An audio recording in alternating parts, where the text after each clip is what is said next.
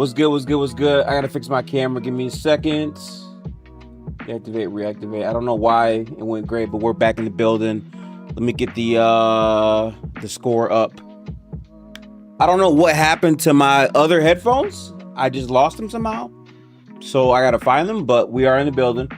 I'm gonna get the Amazon scoreboard up real quick once they show it. But what's good? Heads up, chat. First off, I realized the music was muted the entire time. I'm very sick about that. Sorry about that, but I just got off work. I am a little exhausted. We do want to watch this game, very big game. Unfortunately, I have to jet right after this game, so I will not be streaming the Wolves versus Spurs game. I could do parts of it, but like I gotta leave at 11 o'clock tonight. I have an event I gotta get to, so we're gonna mainly focus on this. But hope everyone's in a great vibe, great spirit. I went to the Pistons game yesterday. There's a lot of things I want to talk about in the duration of the stream, but for now, we got to focus on Sixers ball as Kelly Oubre gets the bucket to start out. Let me get this Amazon scoreboard up real quick for y'all. But yeah, we're live, so I'm hyped for that. The game is live in Discord. I'm gonna mute the music now, so that way we can actually hear the game volume within Discord. If you want to tap in, I'll provide a link to the game and whatnot in a second here. But yeah, what's good? We in the building. I literally just made the stream and thumbnail minutes ago because I was literally hustling to get here, but we're here. Philly's off to a very hot start, 5-0 right now. Paul George hits another three. Paul George is shooting like 55%, by the way, on like pretty good volume. It's kind of crazy. By the way, there's no OG Anunoby in this game. OG is cooked for this game. Makes sense. He shouldn't have played because of the calf stuff. You don't want to play around with that. They tried to say it was like supremely minor, but we know what time it is with that, man.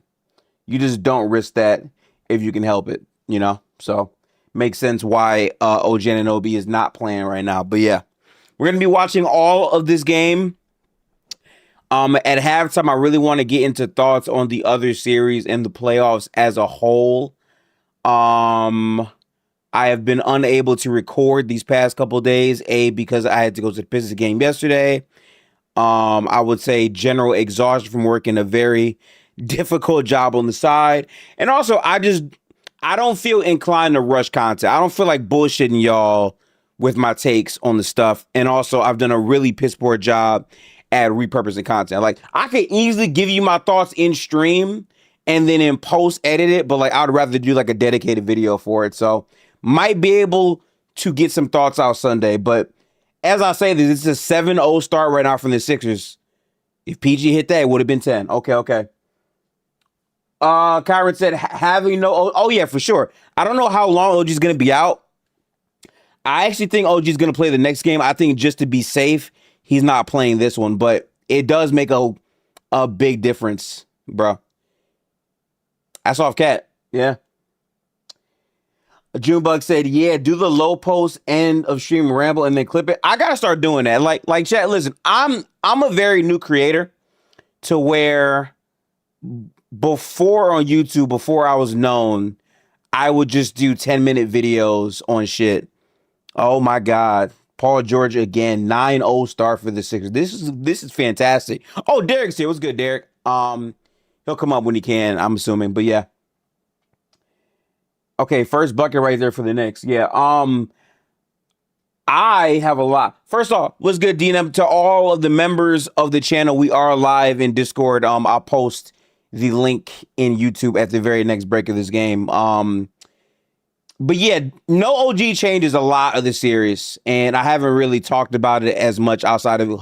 Hang on, VJ? Oh, if you hit that. Foul on Cat, right? Oh, no call. Okay. I thought that would be a foul on Cat, but respect. Okay.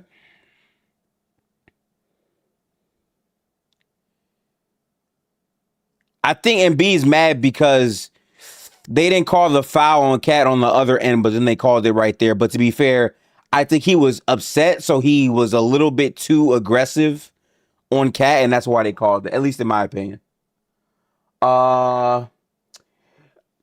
Junebug said, real argument for OG being their best player this postseason. I think OG's been their most consistent player. I don't know if I would go as far to say best because Brunson is still advantage creating. Kade has been a high assist guy as well, but OG's easily been their most consistent scorer and defender. So that does mean something. What's good, Zay? What's good? So yeah, I'm gonna start being a better, I would say, creator. I need to start yapping at the end of these streams. And I'll start to clip those out. It's just weird because, again, I'm used to like sitting down in front of the camera, no stream, and just like talking and then editing things out. That's how I do it. I don't normally do it live from the fucking, thing, but we'll figure it out. Content's on the way. Don't worry. That should have been a foul on Embiid, but they let him play. That was weird from Joel right there, honestly. I'm confused by this game right now. Okay, Paul George. Oh my God, they're letting them play through a lot, Chad. Damn. I'm surprised at the physicality that's being allowed in this game right now. Wow. Damn, Chad. Okay, that was a foul. Yeah, this has been a very physical-ass game to start, Chad, for real. That's crazy. Damn, foul of hell. Oh, my God. They didn't call nothing on that. Damn.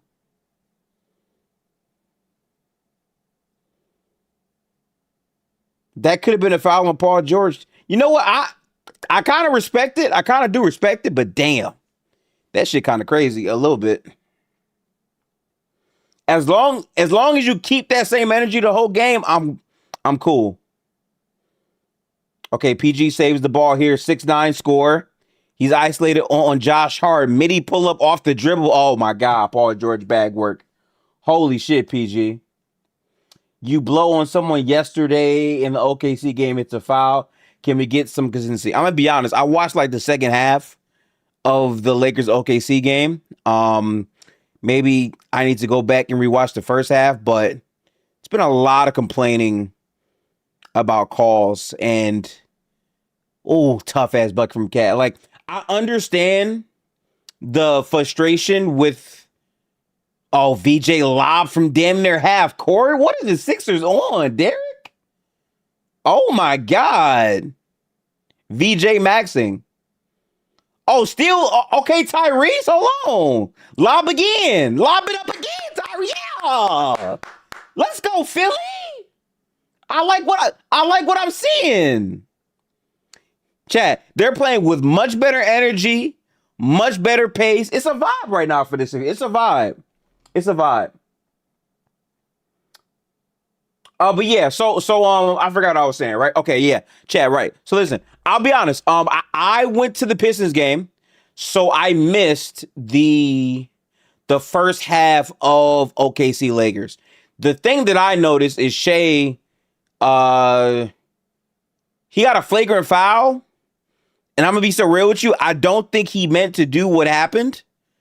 It felt like he was just trying to free himself up, and that hurt Austin incidentally. So I was kind of whatever on the flagrant, like, but that was Shea's fourth foul. And what I noticed is, wow, so Shea sits on the bench and OKC still murdered the Lakers. Now, that's predictable, right? I think for all of us who went into the series, we kind of expected a OKC belt. Like, I think most people had that series in 4 or 5. And that's with us expecting there to be no Jalen Williams. We're just expecting belt. Why? Because OKC is the better team. We know that. We understand that. But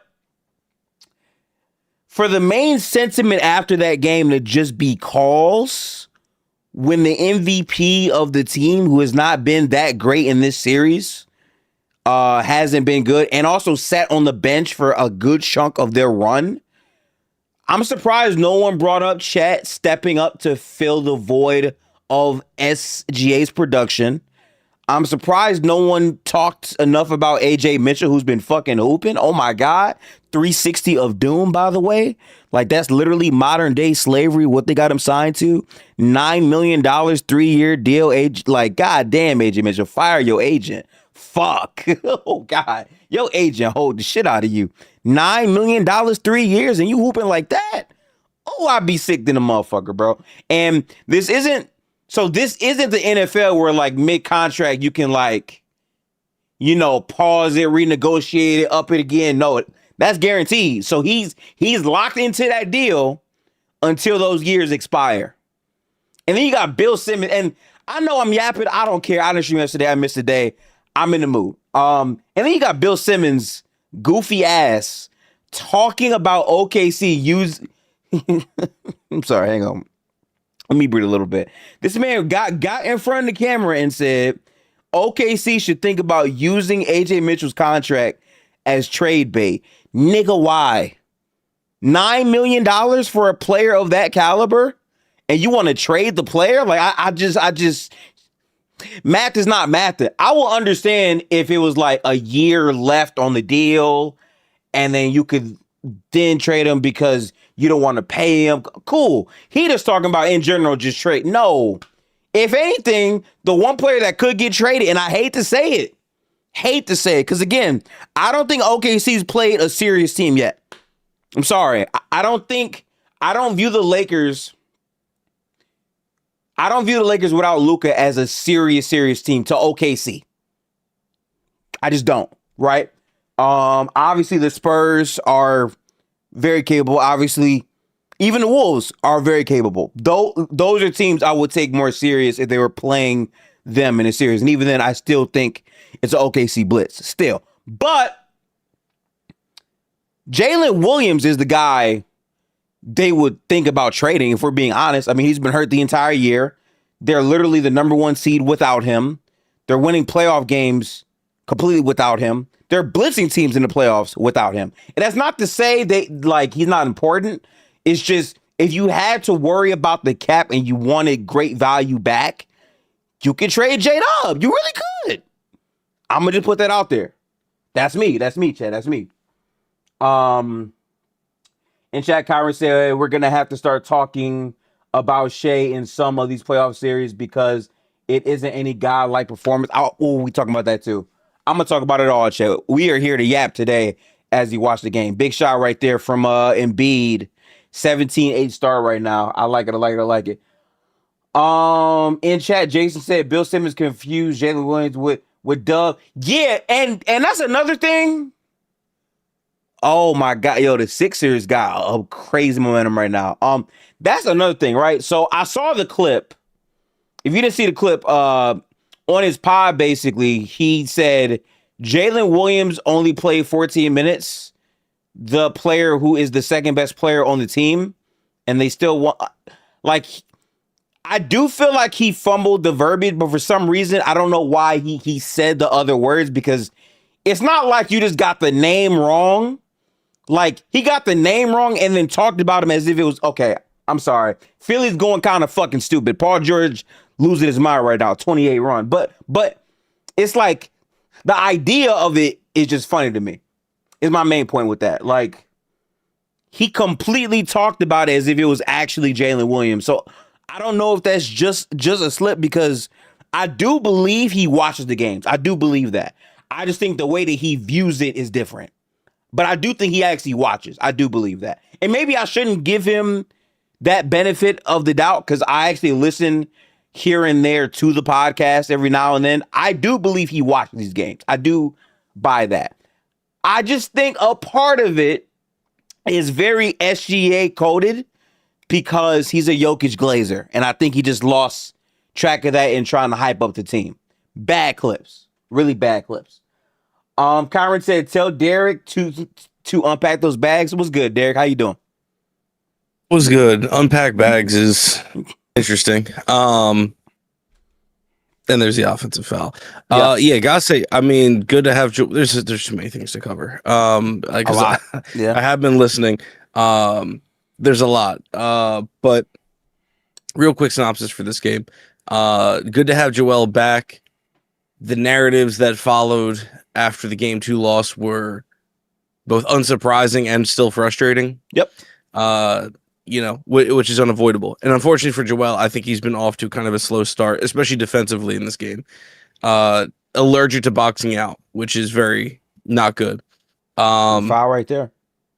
Great hustle overall from the team, gotta say. I think it is a terrific start.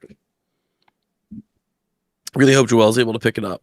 I get it. Like, we're at the stage. Great sell by Kelly. We're at the stage everyone's kind of banged up. So, like, first round, you're hurt. You get more of a pass, and Joel certainly deserved one. Now, like, you're kind of healed from the procedure, and like all the normal knee, ankle, and typical stuff you're dealing with. You're gonna get no grace whatsoever. So you just gotta go hoop. As far as like, also one more thing. Yeah. So for those who were unaware, Coach Nurse's brother had passed away recently. I think Which like is a wild. week and a half ago. Yeah. Yeah. Unexpectedly, he was young, et cetera, et cetera. At the stadium tonight, they had a moment of silence. What the fuck, Paul George? I'm sorry. Oh my god. Oh my god. What is that shot? What is that shot? I'm sorry. Rest in peace to the Nurse brother, dead ass. But that is fucking wild, Paul George. Yeah, I'm sorry. Unfortunately, we interrupted that. But a Knicks fan tried starting a chant, "Let's go Knicks," during the moment of silence. What the fuck? Oh god, no. So it's not to say all New York fans are like this. We know we don't do that here. I never really want to hear about Philly fans being atrocious, though. It is truly mutual in every American city, damn near. So that's bad. That's all. It's just there's assholes for every fandom. But yeah, that's pretty particularly scummy. Go Knicks when they're having a moment of silence for his dead relative. While he's still coaching through it, by the way, like he's there should be a situation bigger than basketball. Unfortunately, New Yorkers know no bounds. So unfortunate. Damn that shot. I'm sorry. That shit is crazy. Yeah, insane. Yeah. Otherwise, team's been hooping. PG has been outrageously good. I gotta get Tobias Harris also having a very, very good off. We gonna talk about Tobias. Your Detroit Pistons. Yes. Having a fantastic offs. I do find it interesting that it is still a conversation.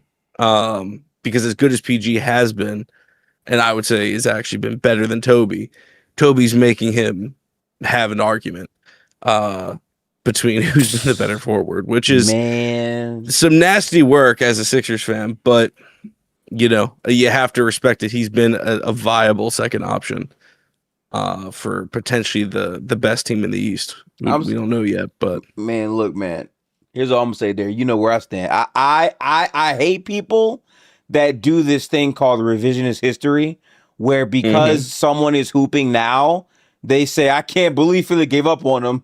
Looks like Jimmy Butler was wrong. And it's like, no, Tobias was very much ass. I damn near want to say mid, but no, it was ass. I remember what I watched. It was ass. He had some moments of like cool play, mediocre play, cool, but sometimes he was actually just ass for the team. And I'll say this, even though he was ass, I always said he's a good teammate. Like I continually heard everyone. They all fuck with him for the most part. Complaints. No off the court complaints. Dude was literally just a book nerd and was like cool. And he was a big influence on, I believe, Tyrese Maxey too. So yeah, like all that stuff is positive. I'll say this though, 2026 Tobias Harris, Derek.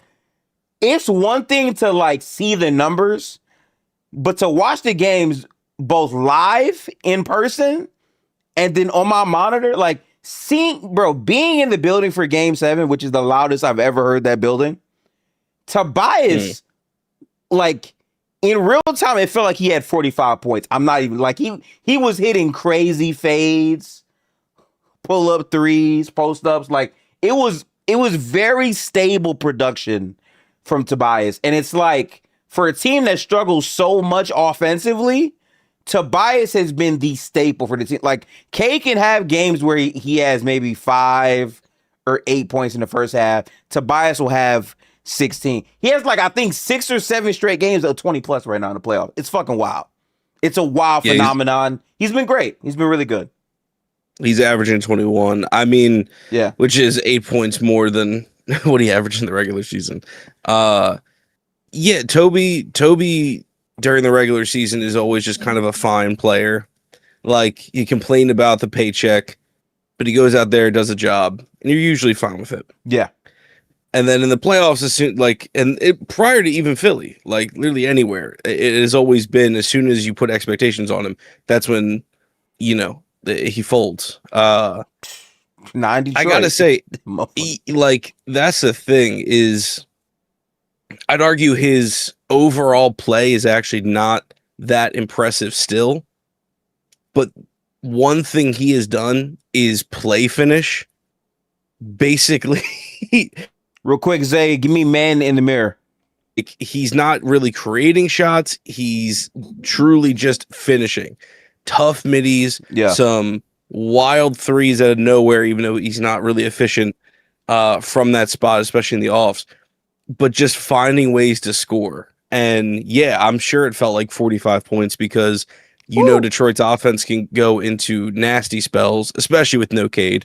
So like, you get some back-breaking buckets sometimes because you just break the dry spell, and it feels like the first rain of the year, and that's what's so good about it.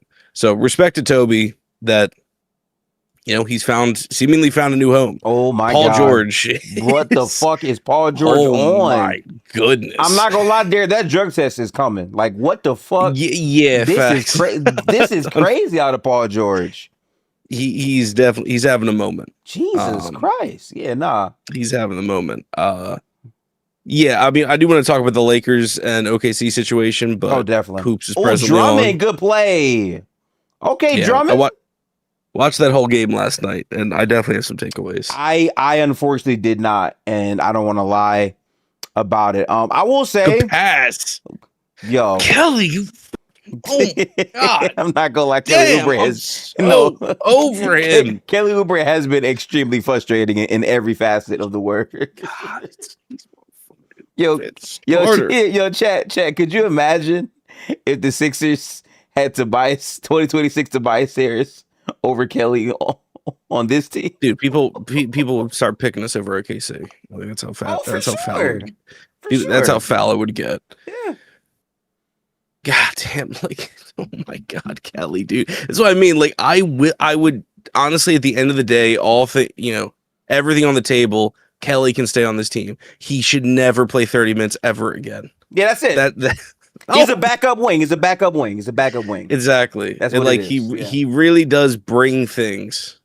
Unfortunately, he just brings some other things that are just so disgusting. And Chad, I do agree. We are seeing the early impact of no OG Anunoby on this team.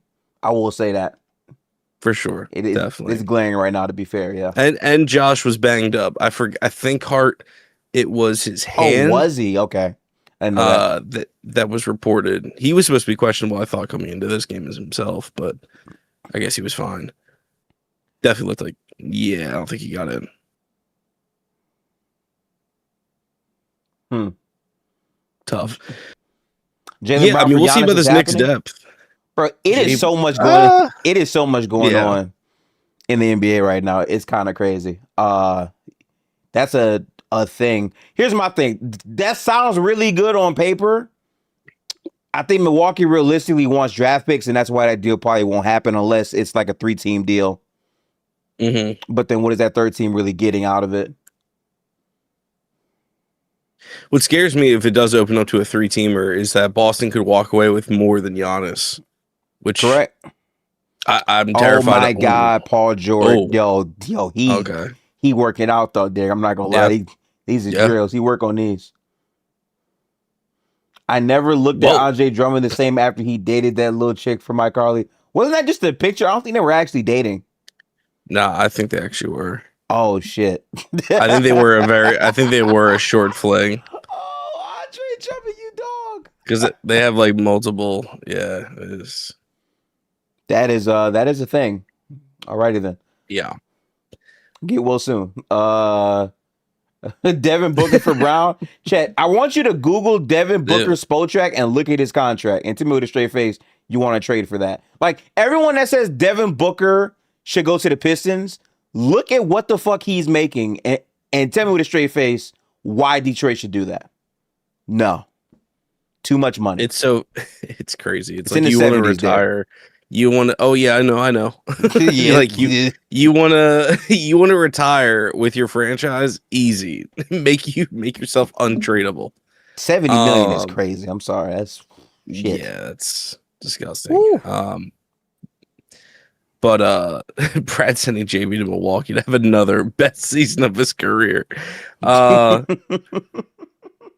would be hilarious. I'm terrified of Brad policing Milwaukee and getting a guy like, I was about to say AJ Green. AC Green is funny. Just like another white shooter to refill Boston's core. Because there's talks about moving off of Sam Hauser, which I'm like split on one hand, because I don't think 10 million for what Hauser does is crazy. Mm-hmm. But if you can get cheaper, then obviously like they're gonna do that. Get Ja to Milwaukee and Jaren. Well, first off, Jaren is on the Jazz. They just traded for him. That's not gonna happen. Yeah, no. Ja, I have no idea what his value is, but I'm pretty sure the league views him as a negative asset. I'm gonna be honest with you, Derek. I know this is gonna sound batshit crazy, but dead ass, I think if there were a Giannis and Jaylen Brown deal to be involved, I think Kevin Durant's in the package because I think what would happen is the Bucks would trade Ryan Rollins to Houston, and then Kevin Durant ends up on one of those teams. Not Boston, but like it would have to be something like that because the picks just don't make sense. So like if that's the case, they got to be getting hella value back in terms of like actual players. I'm confused. I mean, and that was the other player. If Rollins ended up a Celtic, I know you just said a Rocket, but I mean that's again what scares me about Brad Stevens. If he somehow turned Ryan Rollins into like in the return, I think that's nightmare scenario. There's your Derek White / Drew Holiday replacement. Which would that ruins the East. That's a good pass for me. Oh my god, that's a tough ass three. That's actually tough as shit that he hit that. There's been some insane shot making in this game early on, man. Can't lie. Yeah, and of course the Knicks depth is biting us in the ass once again.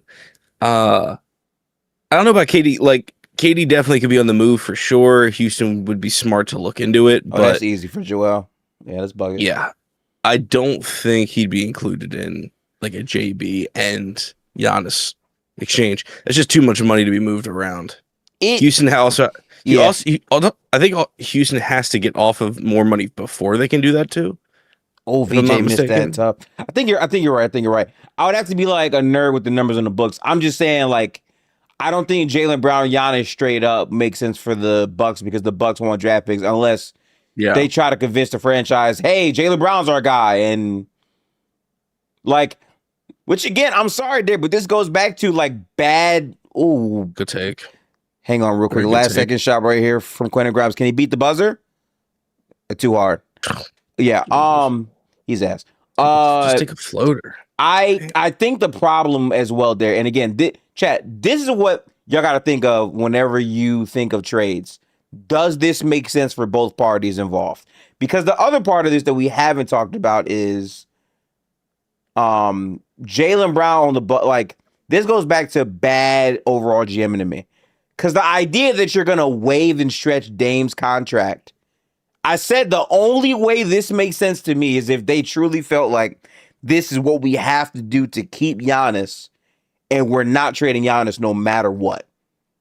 If you at any point backtrack from that and say we're going to trade Giannis, you have crippled your franchise for the next 4 years because that Dame dead cap does not expire until I think 2029. I think. I have to look. It's like somewhere near.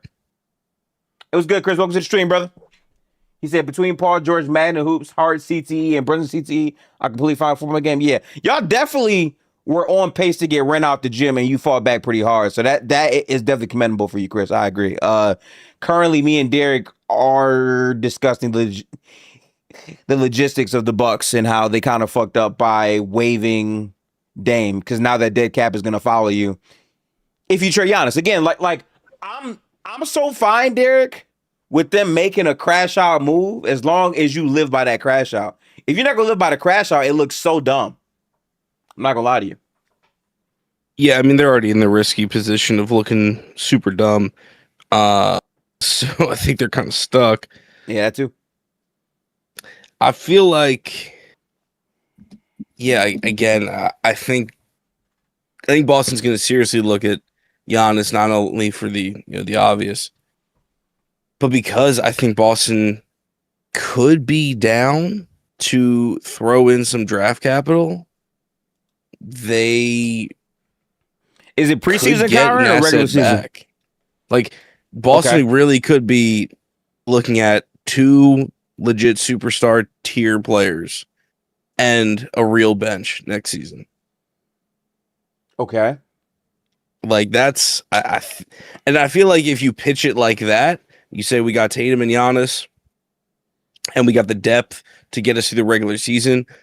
As long as Giannis and Tatum are ready to go for the postseason, we feel like we can beat anyone in the East. If you pitch it like that, that's very valid. Yeah. Now that's and not that I agree with these people, but people are saying like to keep JB over Tatum because of the injury concerns. I don't really care about Brown, but I do. It's like, especially with Giannis, we know doesn't finish a ton of, full regular seasons. Tatum, obviously, like it's such a wait and see because it was such a detrimental injury. Normally, players are never the same whatsoever. Yeah. Like, KD is an example people will use. He is an anomaly. There is a reason why prior to him, it was like only Dominique Wilkins. Right. Who literally didn't have that long of a career after. It's very rare. Because of his age. Yeah. So, Tatum should just be worse long term. It's not hate. That's just what the law of averages suggest. The only problem I have with that is if Tatum is looking like this now, and this is like his first time coming back from it, I think with more time to rehab fully and then come back next season, I fail to see why he can't get better still. Because like his defense to me was about the same. I think the playmaking was arguably better than before.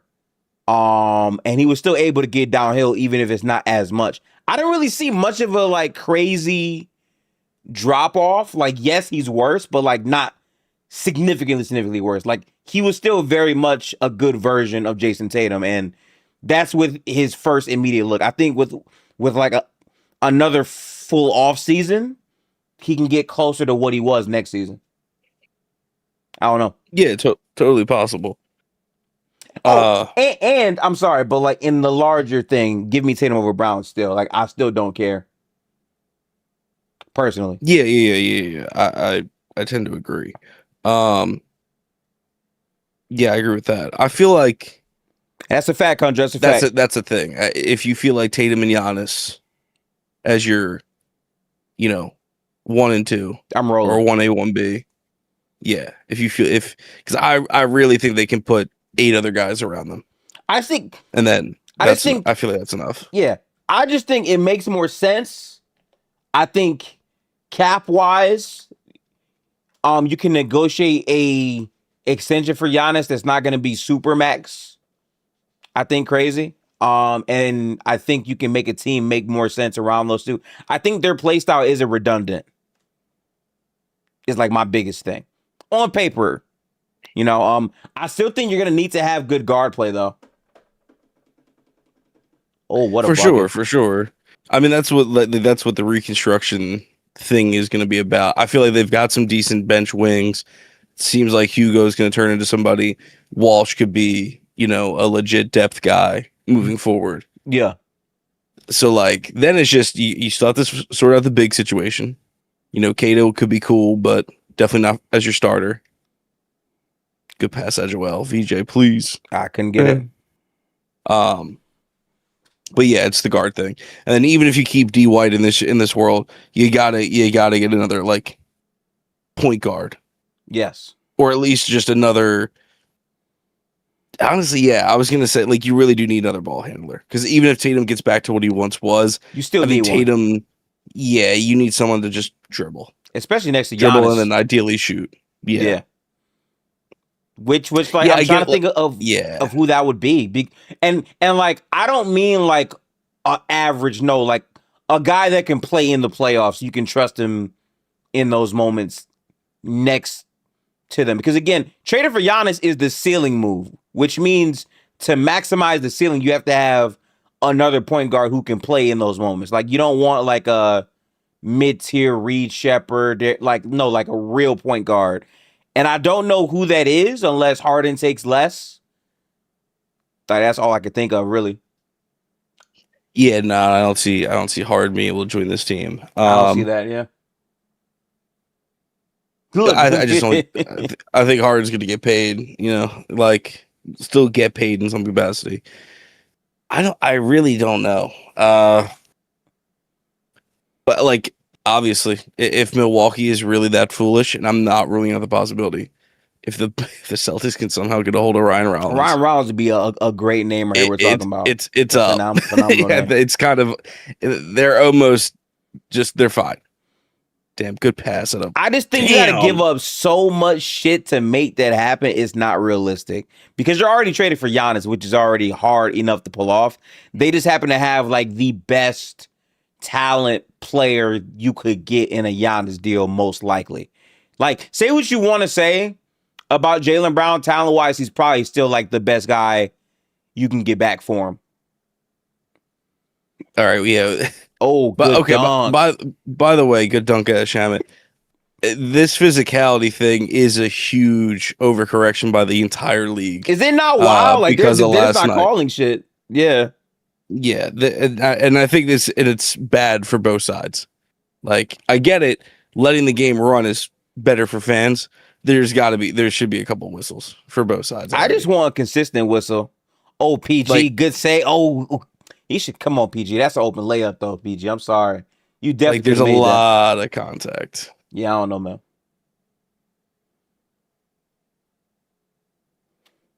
See, like, it's funny because a guard that would be that blend, ironically, on paper would be Jrue Holiday. Well, yeah, of course. I mean, I just don't think they're going to get him back. It's just so weird because, like, they traded him and it made sense because Jrue was washed as shit and then was the exact same player a year later. Like, I'm very confused by that. Well, I mean, Jrue was contemplating retirement. He told Boston that, so there was that factor. He was also making too much money, and they knew they were going to, because of JB and Tatum, they were. It made sense to trade him. Yeah, I'm not mad. It really wasn't a bad trade. No, just because Jrue said, you know what, I can hoop. You know what, I am still making this money. Let me not retire just yet. Oh, layup. Come on, man. God, bad touch. Come on now. Because of all that, like, Celtics were right for trading. You can't call it a bad trade because the guy ended up actually just hooping fine. Yeah. Even when you trade him for all the right reasons. Oh, rebound Sixers. Fuck. See? Alvarado. God damn. Dude, that's what I'm saying. There's got to be a whistle here somewhere. I think they call one.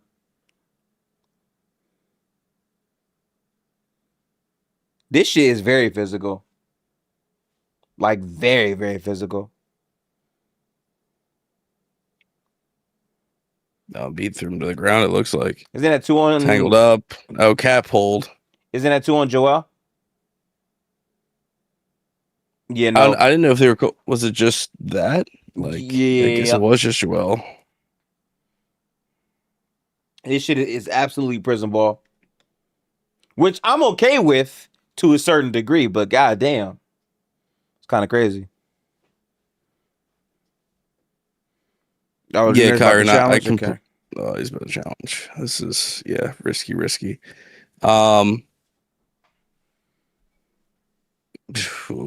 Yeah, Nurse is going to be fired up. Last night's game. How do I like? So for the people that said it was poorly officiated, I don't think. I think it was poorly officiated. I'll be back, but I'm listening. I just got to go grab my other headphones. But please keep on talking. Got you. So I don't think it was poorly officiated in favor of OKC in totality. OKC won. I think the refs definitely affected momentum, but OKC was still winning the game. What is the real troublesome portion is they hijacked the momentum of the game like crazy, which definitely did, is a factor for LA. I just think LA lost enough gas to win, or didn't have enough gas to win. But all the stoppages, all the debates, every single call being a talking point, that's what took over, and that's what made for a worse product.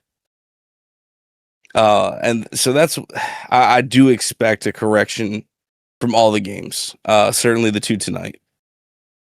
It's going to allow more physicality, try to limit the stoppages, try to chill out on the timeouts, which should be good for us, but, as fans.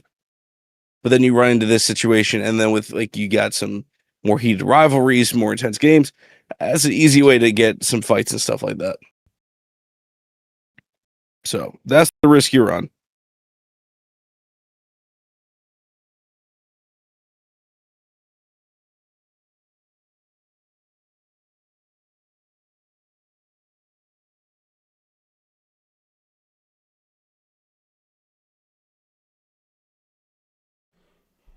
Okay, I think I'm back now. Mic test.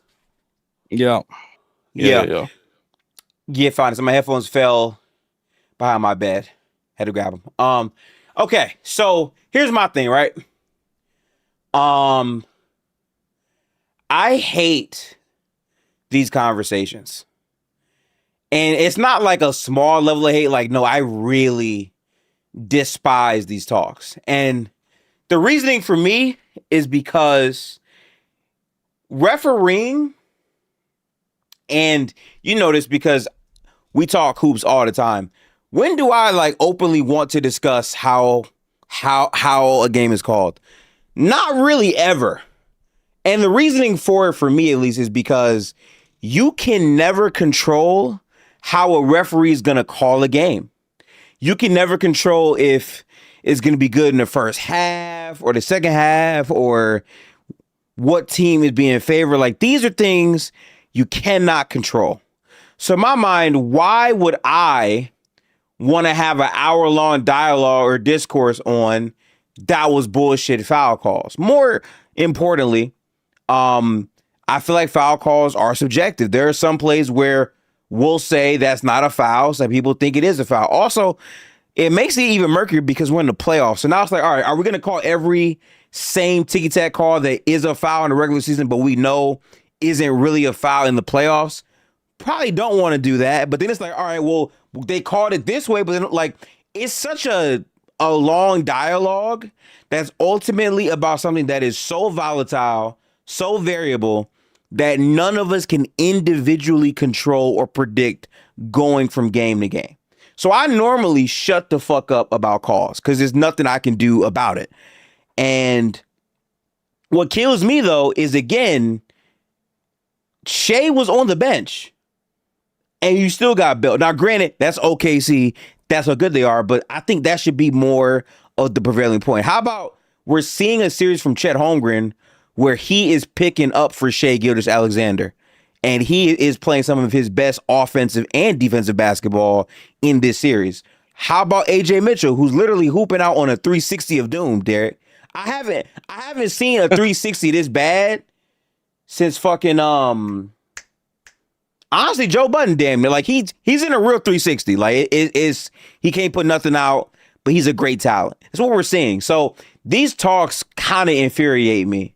And I don't think there's anything that's going to change. I think it's hilarious as hell hearing Lakers fans complain about free throws. No hate to Lakers fans, but you niggas literally lead the league in free throws pretty much every year, in and out, and your best player is a grifter. But I don't say much about it because that's how he plays. So it is what it is. I find it funny is my thing, Derek. It's a lot going on. I don't know.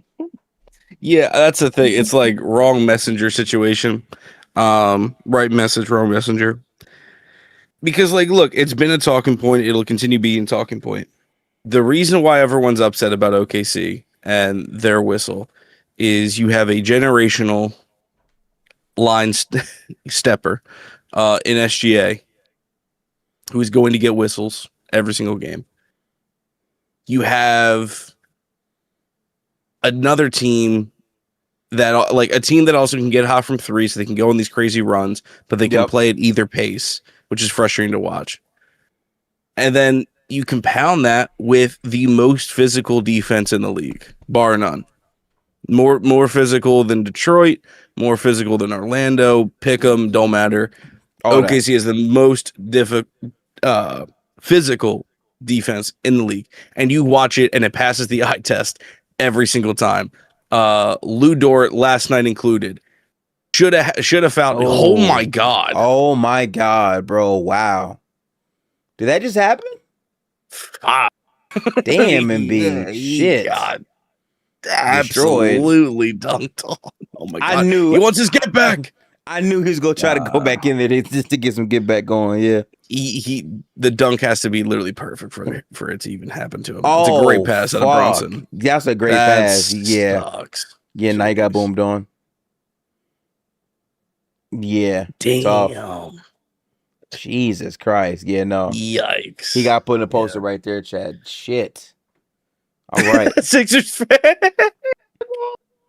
Embiid, get up. That's why he's in the That's why he's in the maxi jersey. Man. Yeah, that's really why OKC is impossible to fully enjoy, because they will beat the living piss out of you on one end, and then SGA will flop on top of getting regular calls. He'll do both, and you'll get punished for it. That's what's so infuriating about them. I don't know why I'm not more mad. Like, I just don't really care. And, like, maybe it's because I saw Prime Harden, and I don't think Shea's anywhere near that level of whistle. It's not about SGA. I agree. At the end of the day, SGA himself, if it was by himself, it was fine. It'd be fine. Because I agree. It'd be like Harden. It'd be like Wade. It'd be like Prime Bron when he got to line a bit. Like, literally pick a player. Don't matter. Yeah. Embiid. Like, every grifter, everyone who gets fouled, everyone who draws fouls, same thing. It's because the Thunder are allowed to play a defense and often go unpunished when much of the league gets punished for doing the same kinds of things. That's the ultimate frustration. That's where it feels like it's unfair. And in the playoffs, I think it's heightened because the pace slows down. The stoppages are more just appear to be more brutal to us. And because they're shutting down like the other side. So that's what it feels like even more unfair. I don't really think it is. I agree that this happens in the game. The Lakers for sure are not a team that has been disparaged from the line. Certainly in recent history. It sucks, obviously, they're without their best player, but like, I don't think the refs lost the Lakers the game. I think the refs led to a bad product, but they didn't cost or decide the winner of the game. Just show me the Thunder's free throw rate compared to every other team. I think in the regular season, because I just saw the stat, in the regular season, the Thunder were 17th. So just below league average, or just say whatever. Yeah. Average. The Lakers were 2. They were second. Yeah, that too. So that's another factor, right? Why, and not that all Laker fans are, you have your Laker fans that are obviously just belligerent, like literally if it's not a purple and gold win, the sky don't fell. Care. Yep. But there's plenty that do know hoops or at least are accustomed to something. They weren't getting calls they normally would get last night. So that's another layer of frustration. It's like when you expect, maybe Reeves go to the line, LeBron get a call, or some tempo. Oh, Brunson bang. Fire. Sorry about By that, the way, man. I think we've scored 7 points this quarter. Yes. We're in Kelly, truly what the fuck, the dry man? spell of hell. Kelly, truly what the fuck? Kelly Oubre is a he shouldn't be able to court this much. Oh dude. god. Oh god. This is what the offense. Oh man. Jared McCain had 18 points, by the way. Just throwing it out there. He's hooping, man. Oh yeah, we literally have McCain 7 points.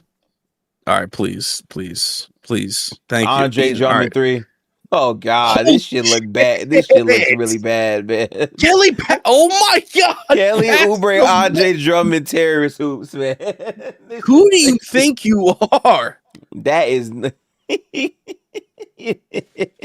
I shoot 36% on that shot in the regular season, bro. Let me rock, man. Let me rock. My God, Ayton was 1 of 7 last night. For I don't know if he finished the game like that. I think it was just majority. Kelly's also 1 of 7 right now. Man, here come Alan R. Oubre is that guy. Yeah, no. I think OKC is very handsy on the perimeter. Again, I have to rewatch. My problem is like, I don't know, bro. Like, they get called for fouls a lot during the regular season. I don't know exactly what it's been like in the playoffs. I'm gonna be honest. I don't think a lot of people watched the first round they played versus the Suns because that was pretty much belt to ass a ton. But I mean, like they were the same recipe doing it. Yeah, I don't know. It's the same recipe. Like Book got fouled. Probably should have went to the line a few more times. 2 to 3 more times at most a game. Does it change the result? No. Do Suns fans feel better about it? Maybe. But SGA also put belt. And that was the other thing is Shea was fine in round 1. And I think another thing is he hasn't been good in the 2 games in round 2. So now people are looking at him sideways. Right. Which I don't even hate. That's fine, but again, I don't know. I just chalk it up to it is what it is for right now. If I had to give you my answers in terms of who the most overall physical defenses are, I think OKC, Minnesota Pistons are top 3. And I think you could argue OKC hasn't been the most physical in these playoffs. You could argue Minnesota over them in terms of physicality. I know for a fact the Pistons have been super physical.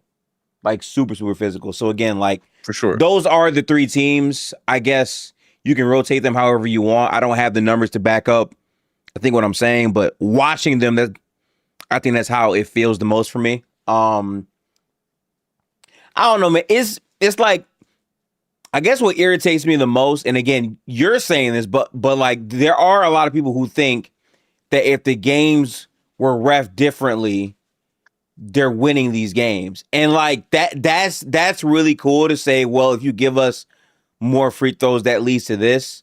But again, Shea was on the bench for the entirety of the third with 4 fouls, and you guys got throttled and destroyed and blown out for a second straight game. To me, that's just they're the better team. And exactly. That kind of still lost the game. Yeah, that's what I mean. And that's the thing. I don't want to take away the frustration because I've been there before. Plenty of calls have not gone my team's way, and it's definitely factored in the loss. Having said that, I'm gonna read out in a minute, bro. My team still lost. You know what I mean? Yeah. Shout out to Alan R. Yep. First off, salute to Alan R. Welcome to the stream. I appreciate the $5 super chat, also the membership. Appreciate all that. He said it's been low cortisol hoops ever since the tragedy of May 2nd. I'm assuming that's when y'all blew the 3-1 lead. Yeah. Had to be, right? Yeah. When Tatum went down. Love seeing my hate watches catching belt. I gotta be honest with you, and I kind of don't respect this, Derek. I'm gonna be honest with you. Where the fuck is Ace, man? Like all this talk about the Magic and Paolo and Franz, they going to the finals, this and that. I don't think you were here, Derek, but again, the stream where they were down 22 points. Yeah, the game 6. Yeah, I wasn't here. Yeah, and I never waver. Which again, I'm so bad. Bona, get off the screen and roll. Yo, that's a foul too. Come on, Bona. That's a horrible possession. But yeah, no, I'm really bad at again repurposing content because it's I stood on 10 toes. Like I've never said this publicly there. I've never watched a game where a team is in danger of losing and they will not complete a 3-1 comeback. And I never felt scared. I always felt listen, as long as Paolo Beccaro is playing, I have faith in this team coming back because at the time he was 3 for 10, and they won the game. And like it's crazy though because ever since that moment, Ace DM'd me and said, "Congratulations on the Detroit Pistons going to the NBA Finals." That's what he told me, which means he had the Magic going to the NBA Finals, and we haven't seen him since. Like that's a different type of pain. I don't know. Which I don't know the origin of his love for the Magic like that. Because that's a great pass. That's a great pass right there. Great pass. Oh my god. God, this team is so painful, man. Holy shit. The PG pull up. Oh, what kind of bounce did that take? What?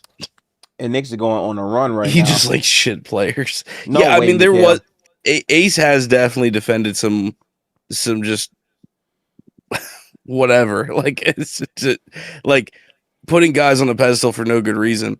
I was high on the Magic prior to the season. I've liked the Magic the last few years. And it's fine to say like you liked them against Detroit, but yeah, he was just in love when there were just clearly some legit flaws. Bro, I got some crazy takes that age super well. Like I remember 2 years ago, I'm like, I think Scotty Barnes is better than Paolo Banchero, and I was getting hella pushback on that. And then Barnes, he comes out on fire, loses, doesn't make it, but like really turns up. Oh, here comes Chris. Yo, we're so much better than the Sixers. Sorry, Derek. It's a tough spot, man. Yeah, listen, I don't know, man. I think in closing, I wish the energy was kept. Because I find it hard to believe if the Magic beat the Pistons in advance, he wouldn't be here right now salivating. Oh, yeah. I don't know. But listen, shout out to Ace, though. Shout out to Ace. Isn't he a Boston fan, though? No, Ace is a Lakers fan. That's right, Lakers fan. So, like... Yeah. So, yeah, I guess he just isn't going to have any wins. No, so, because he knows the Lakers aren't going to win shit. So, I really think all of his eggs were in the Paolo basket, and that shit did not fucking... that shit did not pan out, you know? Yeah, I mean, you gotta suffer like the rest of us. That's what I'm saying, bro. My team isn't in the offs. And I'm still not now. Granted, I do get boosted because I have my hometown team there, and people can't really call me out on that because you know this. There, like I was going to games, they were dog shit. Like I was in the building for Monty Williams basketball.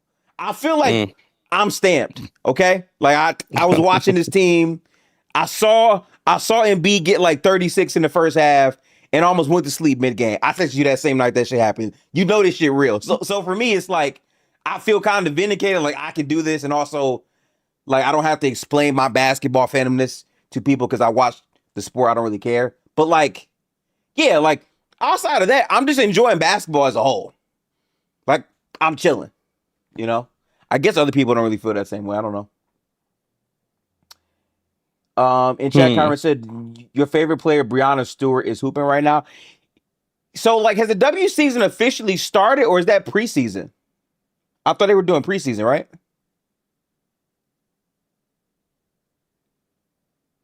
Oh, it officially began today. Dang. Okay, chat. Should we do WNBA live streams? Let me know. Because I think I did it for the playoffs, but, like, not the actual regular season. If y'all think we should, let me know.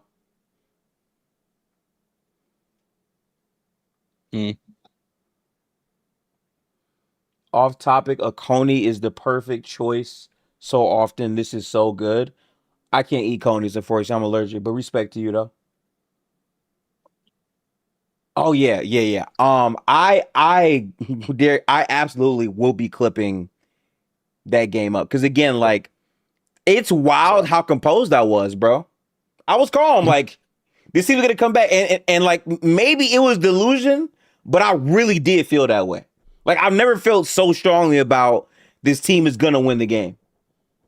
Which further proves my point about, guys, 20-point leads don't mean shit in the NBA. Like, you gotta, basketball is truly a game of runs. Just like this game. Right now, Derek's team is down fucking horrendous right now. Is it over? No. I can't say that. No, and not like I chose my team in 7 because I really think, with lucky bounce, there's a chance. And I was just trying to ride for my team. Like I knew deep down these were rightfully the underdogs, but I just had to ride for the squad. Unfortunately, I keep making the mistake that somehow luck is going to befall the Sixers. I don't know why I keep thinking that, but yeah, I mean, again, you just like, that's the thing, man. You just gotta play the games. Like, I hated hearing, OKC in 3. Like, dude, I get it. The Lakers are probably gonna lose, but what's killing me is you still have to go play. JJ is still overachieved, like certainly defensively with this roster. Like, it could be 5. Could be like, you still have to play the games. It's not like smash. Not that like OKC would need absolutely disaster situations to lose. But my point is, like, it's still a series. So did I say 6-7? Is that what that was? I really want to, agree with you. Like, I really, really do. Unfortunately, the way this shit has looked, like, listen, the fact that Shea hasn't had like a just God tier performance versus the Lakers specifically yet, and there's no J-Dub, like, I do think they're gonna beat their ass again. I'm not gonna lie to you. And like, LeBron's been good. Like, I think something's gonna give. I feel like with the variance, but here, okay. So here's what I'll say to that. I told I'm pretty sure I told you and Real Talk at the same time because we were doing a stream. But I said, game 1, game 3, that's the Lakers' best chances at a victory. Still think they lose, by the way. Still think they would lose in 5 or whatever. But yeah, those are the games. They got shelled in game 1. Mm-hmm. Game 2 was highly competitive for the most of it. I know people will say it wasn't scoreboard, whatever. It was very much a back and forth affair. Wasn't for sure over until like 7-ish minutes to go. And even then, it wasn't, you're not dead yet. Game 3, you're coming off of Austin Reeves' best playoff game, period. I think now the refs are under a bigger microscope, so I bet you there's more pressure for them to make some calls. That's I think definitely LeBron, with more time, sees the defensive reads. Like, there is definitely a world where they take game 3. That hence my prediction. So, like, it's not over. It's not over. It's factually not over, but it is. Yeah. The series I'm saying is over. Yeah. I'm saying it's not a sweep yet. Right. I understand. Listen, you know what? I'll say this. The one thing I will say, shout out to JJ, because that motherfucker is trying.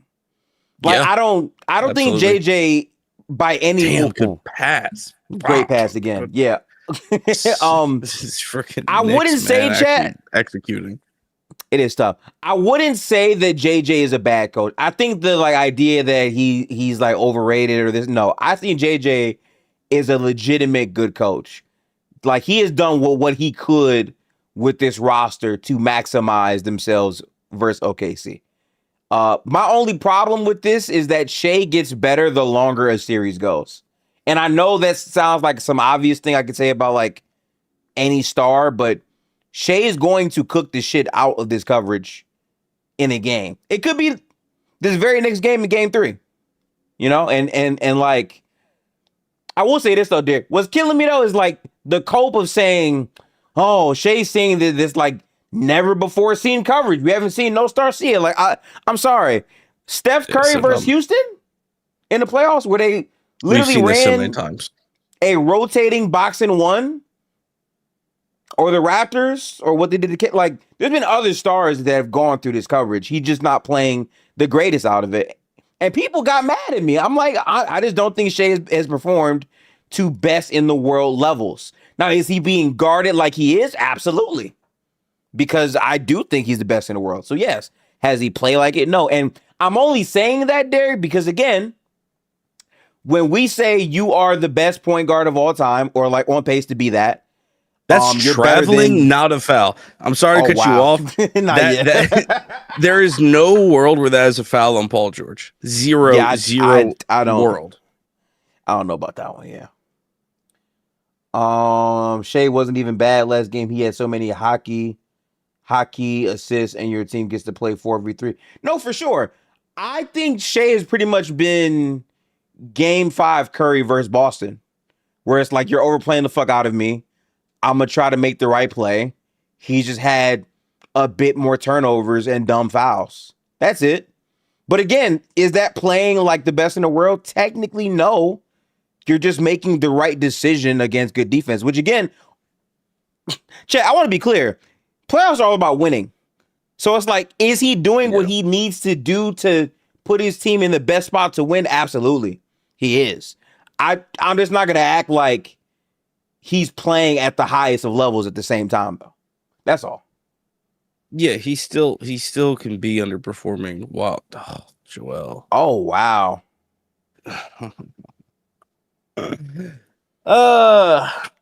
This is a very tough game for you, boy.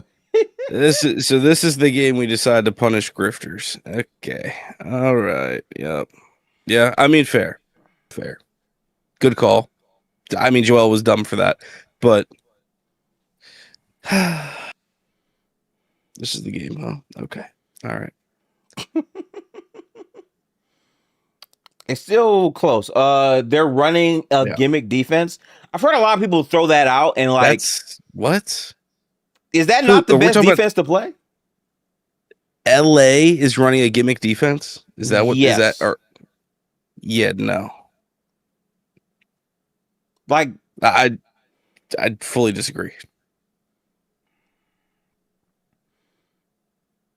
Like, I kind of think this gives them the best chance to win, and you're making Shea see multiple bodies every time, so you're making him have to process quicker.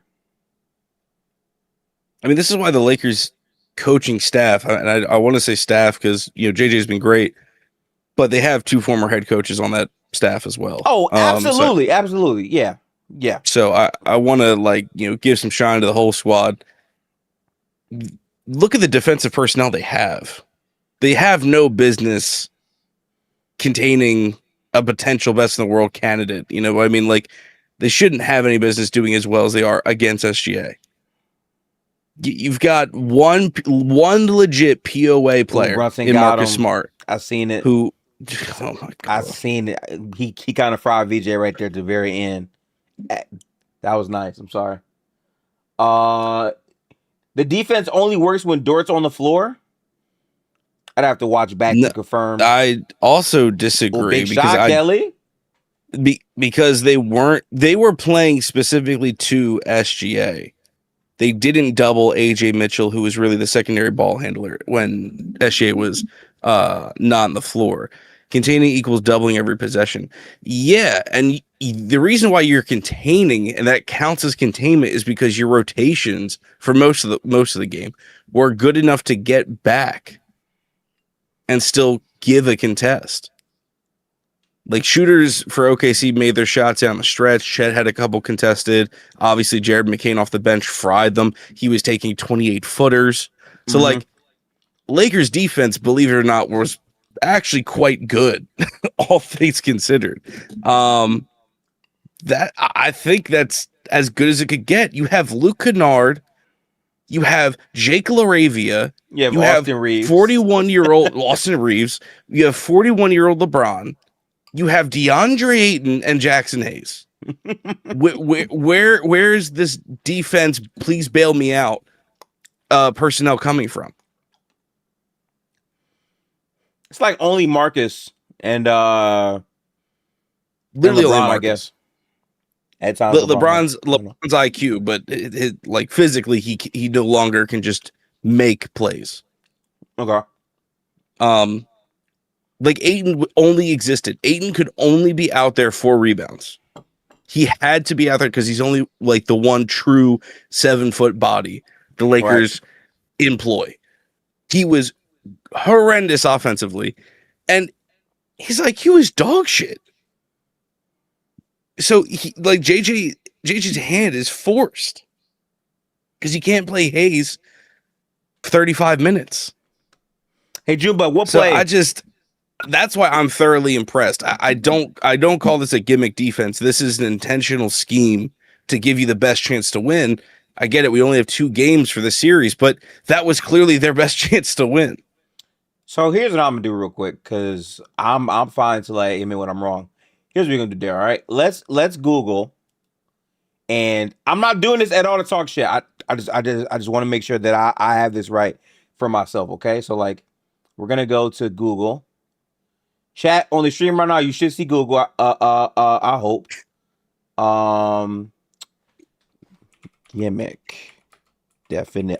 I just hang on. So a gimmick is a novel device, trick, or feature designed primarily to attract attention, publicity, or business, often with little intrinsic value or long-term utility.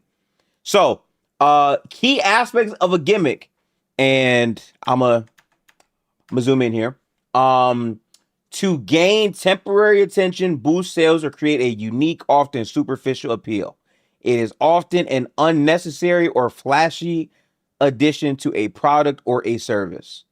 So here's my thing. If we're calling the Lakers defense a gimmick defense, what we're essentially saying is they're doing it for the show and not for the purpose of actually trying to counter what OKC wants to get to offensively. And to me, it's like, if you're going to call this a gimmick defense, what is the version of defense that wouldn't be gimmicky?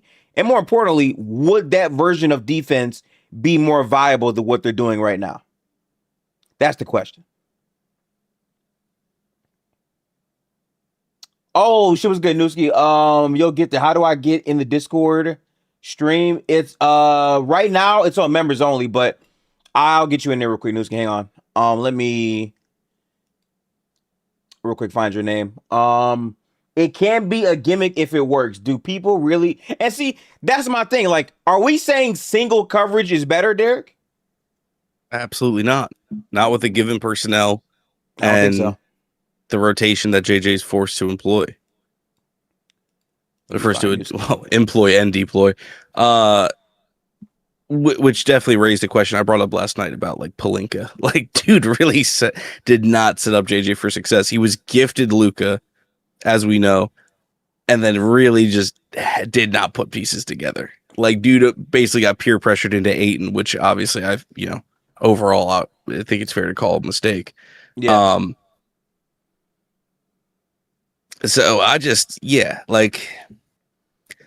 really don't know. I give a lot of credit to the Lakers for trying something. I mean, let me ask you, Gifted, like, yeah, do we call Boston's defense against your Warriors in, what was that, 21, a gimmick defense? Is playing drop on Steph to take away intentionally to take away Draymond's short roll game? Is that a gimmick? And see, the funny part is a lot of people are saying, why did they play that defense? And the whole point in doing it was so Steph Curry would have to beat you mathematically pretty much by himself. You're containing every other score. And more importantly, you were shutting down the Steph Draymond two-man game because you're not allowing Draymond to get any other third play off. Like, now it's like permanently Steph. That's why Draymond really struggled in the series at the beginning offensively, right? So, like, I wouldn't call it that because of that. I agree with you. Yeah, I defended the scheme. Like, before you get to the Shea stuff, like, I defended the scheme overall. They made the pivot in game 5, which is what cooked them, because that was the Steph human game, and they went back to their traditional coverage of Steph. And then what happened? Draymond short roll, movement shooting, got everyone else for the Warriors was able to find success. Yep. So it's just, that's what I mean. Like, everything's cool. Everything's fine until, you run into a wall. And it's like, that will happen with teams. LA's running into a wall. Their best option is right now this scheme. Right. Unless Shea really just shits his pants against single coverage. But we don't think that'll happen. So this is the best move. Yeah. By the way, Newski, if you want to come up, you should just be able to come up right now. I pulled up the game log for the shit. So here we are right here. Oh, I guess I have to give you the invite. That's weird, but whatever. So yeah, I don't know what that was about. My bad. Yeah. So this is the game log right now for Lakers series. He shot 8 for 15 in game 1. 0 for 1 from 3. 8 for 14 from 2s, which equates to 57% on 2s. 2 for 3 from the free throw line. He had 7 turnovers with 18 points. I'm confused in like what I'm supposed to gather like from this. Are we saying like, guys, no one is saying Shai's been ass. I'm saying he's not playing best of the world caliber, but he's playing good. Like, he's playing good enough to win, is what I would say. Correct me if I'm wrong. First of all, how's everybody doing? Doing all good, News. How you feeling, brother? Doing good. But like, wasn't it Denver doing something similar like last year to him? Yes. Not just that, but like they were in zone a lot, and he just couldn't process how to beat the zone for like a good chunk but of like that from series. But I'm saying from like the gimmicky standpoint. Oh, that. Like you can have say that. I'm about to say. So you know this thing though. I don't care. That's kind of where like I just don't know why people are so defensive. Like, why do I have to believe Shai is playing the best basketball right now when he's not? And that's okay. Like, I think people gotta understand the playoffs are just about winning. And I'll be so honest. And again, this is not gonna sound fair at all, Newski. But let's be so honest. Did anyone care about the Sun series first round? Because I remember the way Shai started, it was really not efficient, and they were like, "Oh, Shai first round things, right?" Then he hoops out for all the other games, and it doesn't matter because they swept them. So who really gives a fuck? They're gonna probably beat this Laker team in 4 or 5 games again. No one's gonna really care. To me, it's like playing against competition is what I care about more. The only thing is, if you're gonna like have a comp for like all-time greats, we do have to put more pressure on you to perform at that level. That's all I'm saying. Yeah, I don't mind that. I just think, it was a bit weird that like up until this year he didn't really have a great first round series. Yeah, because like for players that like he get like putting combos to first round, like that's a series where like niggas just get their game off. Like it doesn't even matter, especially if you're a higher seed, like a top 3 seed even.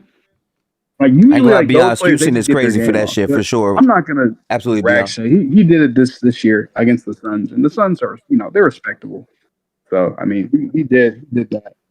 I'm not really, as far as moving forward, I'm not really worried about his performances moving forward either. I just understand like, okay, drops. Lakers are being very aggressive. The Suns were aggressive too, so I just kind of it is what it is.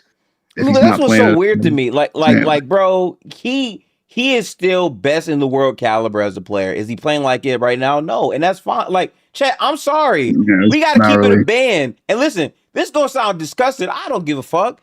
Kade Cunningham is playing like the best player in the playoffs right now. If we're just keeping it all the way a band. And I know people are gonna hate me saying that. Factually, since being down 3-1, Kade has probably been the best overall performer in the playoffs. Is there any pushback on that? Well, I don't know if you heard they're not giving Kade as much credit because it was the 8th seed. So it's like, all right, bro, and you were down 3-1. So it's like the niggas can't win, bro. What happened to this is a 4-5 matchup disguised as a 1-8? I don't know. Them niggas left. I don't know. Here's my thing. If you want to give Kade a slight for being down 3-1 in the first place, fine. But the nigga legitimately shot 60% from 3 on high volume with great defense, great versatility, and was efficient in all those games with limited turnovers. And they won the series. And then they came back, I think, versus Cleveland now, and he's been phenomenal in these 2 games as well. Like, I don't know what you're watching if you're saying that's not a good performance. And it's not just single coverage. They've been doubling Kade as well. He's just passing the ball super quickly. And listen, don't get it fucked up. He had horrible turnovers in the first round. I'm never like, yes, that was bad. But my thing is this. In my opinion, Newski, coming back from down 3-1 and you play like a superstar in almost all the game, that should be a boost. That should be a boost to me, bro. Like, yes, I had an extended series where I had a rough start. Sure, 100% I did. But I played super well. We're like, I think it's on Twitter somewhere. Hang on. I'm gonna Google. I mean, I don't know, because I know like game 1, I thought he was great.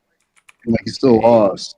The only bad game I remember was game 4 from Kade in the first half of the series. That was when like the turnovers were really bad. But I mean, really I don't know. I don't know. I thought Kade was great. I don't really, I don't think that's like a ridiculous thing to say. Also, I don't know, like, and I'll ask the two of you. I don't know if Derek is still here, but like, yeah, genuinely speaking, how many star players the top players in the league, bro? How many of them are really seeing single coverage? Like let's be real. We in this part of the year now. Like, how many of them are really seeing single coverages? So like what's hilarious is Jokic for most of that series did see single coverage and he got fucking. And that's what kind of makes it worse. Shea isn't seeing single coverages. Even Durant was getting blitzed in the one game that he played. Who are the other? I'm trying to think of the other guys. And I mean, to answer your question, mostly no one is actually getting single coverage. Like, even Gobert being able to take on Jokic, everyone's still following ball. Like, everyone's still sinking, when Jokic is already in like an advantageous position. Like, all these top players are still getting respected. That's kind of the point. That's why they're top players. And that's why, the Lakers still have to respect SGA's drive, because they know he's going to get by the first person, even if that person is Marcus Smart, So like, this is just typical. But to your Kade point real quick, and then I got, by the way, hop off for a second. I got the numbers up right here too, Derek. Oh, he's been feasting. I don't think it's a hot take at all to say that he is the best player in these playoffs right now, or at least performing the best. I just feel like I also can't fault anyone for saying sample size is too small. Yeah, which is it's whatever. I would just say Kade's hooping, you know what I mean, and then just like kind of leave it at that. You really won't be able to get your talking points off unless heading into like ECF. If the Pistons can handle business in the next, I'll say 3 games, doesn't even have to be a clean sweep. If they can get them out in 5, then that's when the talking points can get off. Yeah. I'm not saying that Kade is better than Shea. Shea is still better than Kade. All I'm saying is, as of right now, performance-wise, how they're performing, Kade has been the best performer. That don't mean he better. That doesn't mean it'll even keep being like this. I'm just saying, as of right, like, bro, I'm sorry. 55% from 3 on 6 threes a game in a 5-game sample in the playoffs is a pretty big sample. Like, that's pretty good production. That's like a series and a half right there. So yeah, man. I don't know. Pretty much. I don't know. It's a wild time. I think the game is back too. The game is back. If you guys want to go back, but I want to know if y'all gonna actually win this game, Derek. I hope so, because they have been struggling. Oh, Chad. I won't be able to go live for the Wolves versus what was the team? Wolves versus Spurs. Yes, I won't be able to go live for that game. I could stream parts of it, but I don't feel like doing parts of it and not the full game. So I'm gonna just miss the full game. I'll have like a recap thing either Saturday or Sunday on it, but I got to go somewhere at 11 o'clock. So we're only gonna be doing this game. So a little bit of a short overall stream, but that's Brunson step back doesn't get it. I didn't get your opinion on the last Pistons game you went to? How was it? It was really good. I went to the game. How was the crowd? So Game 7 was crazy. They were loud like the entire time, and like literally Game 7, Tobias Harris was going insane. That was a wild ass time. The last game I went to was yesterday's game versus the Cavs, and like they were dominating them. And I know it got close, but I'm telling you, it looked like there was a physical advantage for most of the game. Like it felt like they were getting completely clamped. Detroit had the advantage? Yes. They were a much more physical team. Like it wasn't even that much of a conversation to me. Bro, do the entire series and judge him series by series. There's no point in me doing that. I'm talking about right now, currently. Not the overall play. I'm talking about right now, currently. And you keep trying to go away from that to poke holes at that. I'm not standing on anything else, but as of right now, performance-wise, recently, it's been Kade over Shaq. And that's not hate. That's just what it is. That doesn't mean that Shea won't pick it up. Shea actually was lights out in the first round outside of that one bad game. I agree with you. Right now, current, no. No, I would use a 5-game sample. Like, I feel like your last 5 games is a very current sample to use. Okay, Tyrese? But no, I think that was fun, Newski, for sure. I don't think that's so cool, man. I really wish I could go one day.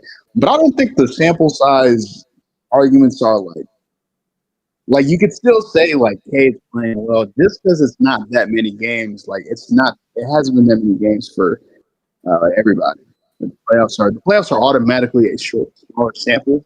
It's gonna be a short sample regardless. Yeah, like you just saying, like there shouldn't be a problem with you saying like, yo, Kade was like really good. And like I don't know what to say.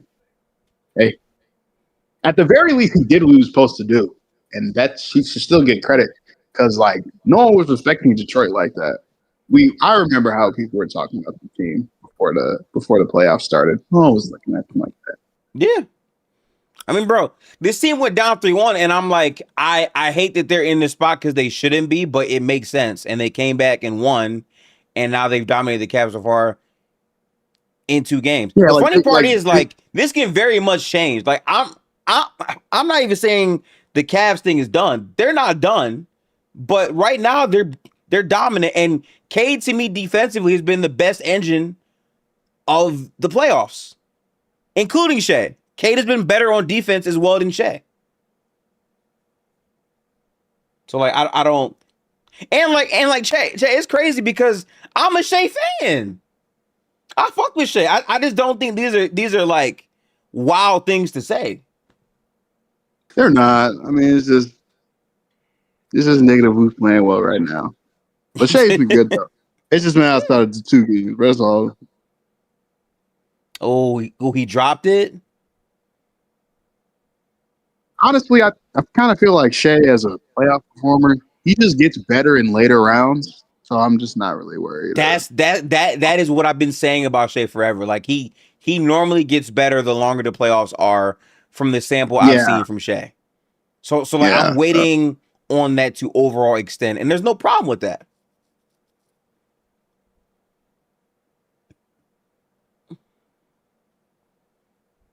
Hey, that was a great game. Yes. He had a 42-point game on 50% shooting. Yes, that's a very efficient, great game. 100%. Who's saying that's not happening? I think that's weird. I don't know. Great basket. Lovely. I don't want anything from Shea. I'm just telling you how I feel. You seem to want me to put him higher. Like I don't care. Like I don't need Shea to prove much to me. I know Shea's a hooper. That's it. I think Kyron is holding him to like an all-time level or some shit like that. I don't know.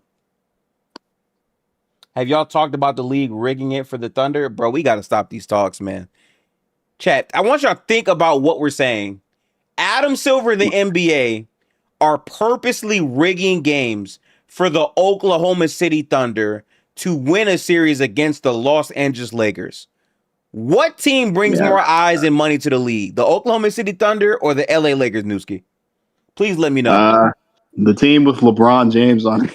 Like, what the fuck are we talking about, bro? That's just.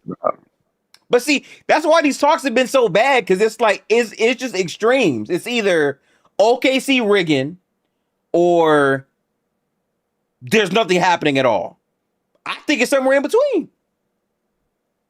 I don't even understand, bro. It's just funny to me. The league needs a dominant champ. Parity never sells in the NBA.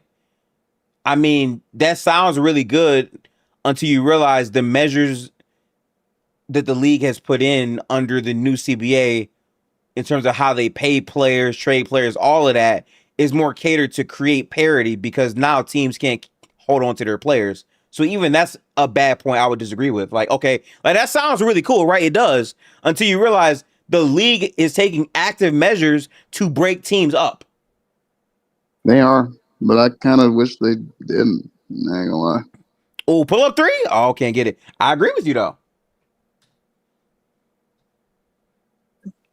I agree, though. I think the league could benefit from a dynasty happening. People are gonna say they don't want one, but yeah, bro, people want dynasties.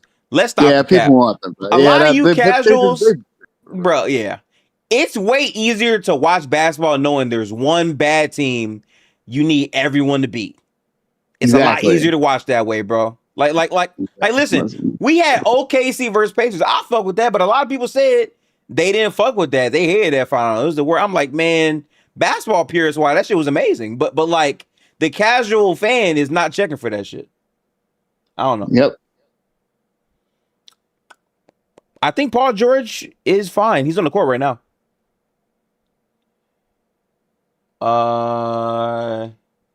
Okay. If he's talking about how he cooled off, he's tired. Yeah.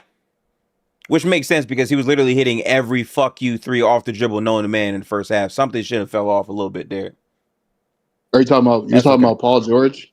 Bro, Paul George was going dude, dumb in that first quarter. No, because we really got to discuss, bro. This entire he's been great the whole playoffs. Yeah. No, he has, but like this entire playoff run, he's been hitting like the reddest of red contested threes I promise you, yes. It's actually ridiculous, bro. Yes. Because he can't get by nobody right now or anymore. So like he just rises up and he just laces these threes. I'm just like, Reese. Oh my goodness, oh, good bro. bucket, Tyrese. There you go.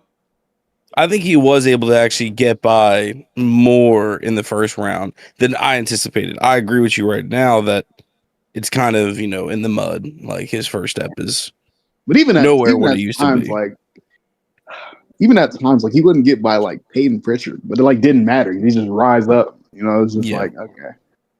I mean, I respect it. He's one of the best wing 3-point shooters ever. Good move, Brunson. Can't get it though. Yeah, it is what it is. So, Embiid versus Cat. I would have been way more mad if it was like Kelly Oubre hitting that shit. That would have actually made me very tight. Foul. Yeah, that would have made me shoot myself. Kelly Oubre magnet ball is not. Kelly Oubre magnet. Oh man, bro. Yeah, it's not. Oh yeah. Like I'm sorry to say it's Derek, but like dead ass, I need people to really ask themselves, rigging the league for a small market team. It just sounds so stupid to me. Like what are we talking about, man? There's just no reason for it to do it. Like, oh god, we're actively rooting, and listen, the funny part, Newski, and like I don't mean to say this, but like if they match up with the Spurs, the league should probably pull for the Spurs more because of Wemby, because Wemby is a bigger face than Shaq. Right. I mean, yeah, that's what it's looking to be. Like, by that same logic, it doesn't seem like people really care about OKC like that. So, which again, like I even don't get that as much, because like I watch OKC and I have problems where it's like, how do people not like watching them play? Because I get the foul shit might be like annoying at times, but it's like you're telling me your retinas watch AJ Mitchell get buckets and you don't like that? That shit fire to be like, I don't know. It's a little weird. It's a little weird to me. Junebug said, if I buy membership, could you give me the role manually? How do I? Actually, yes.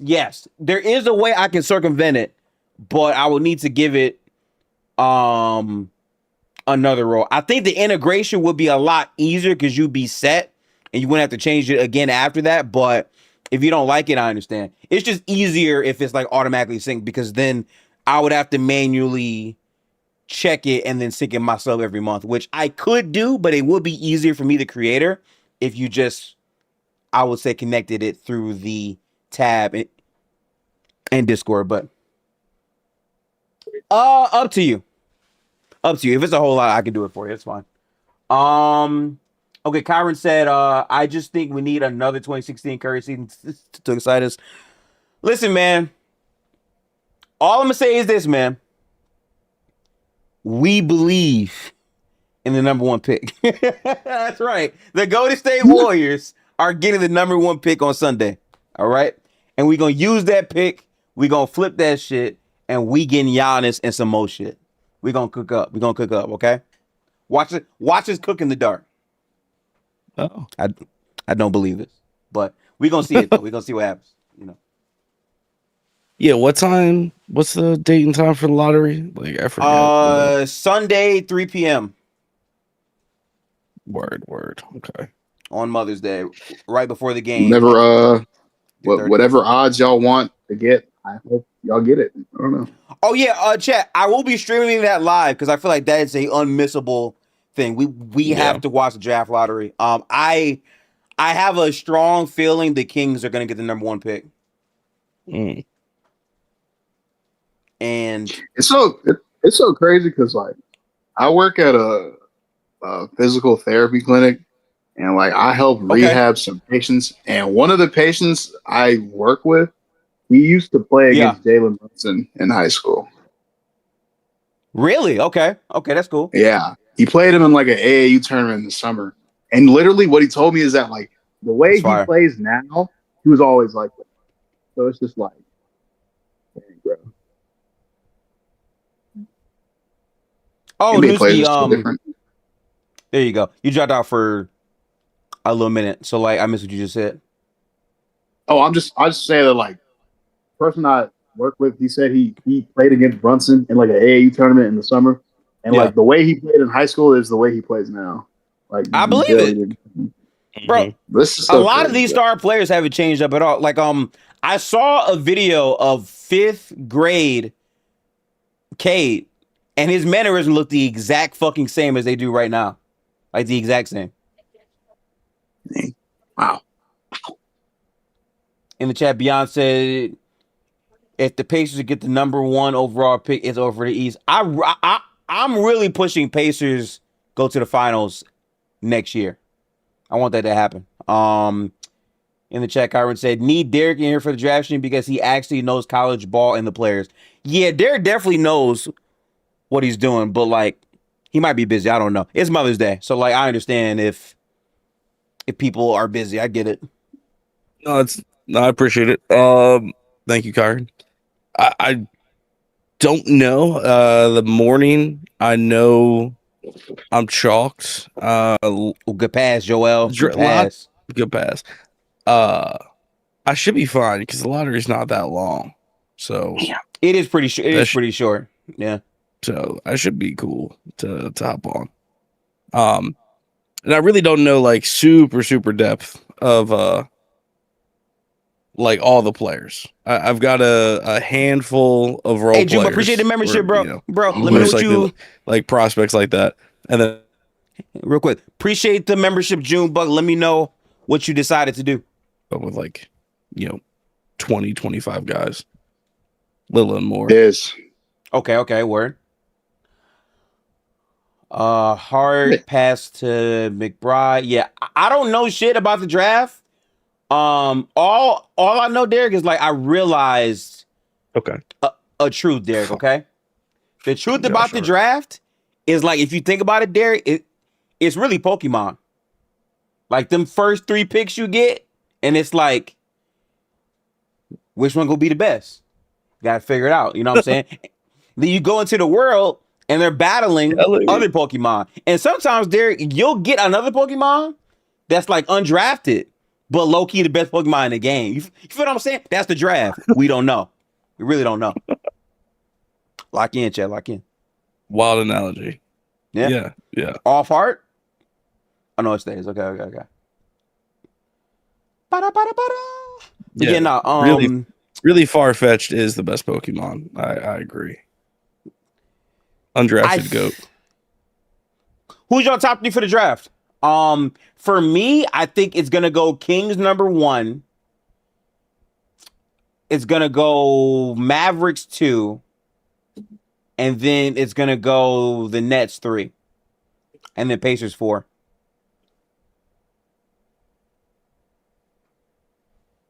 Yeah, that's the thing. Pacers lose the pick if it's outside the top 4, I think. Yeah, they do. Yeah.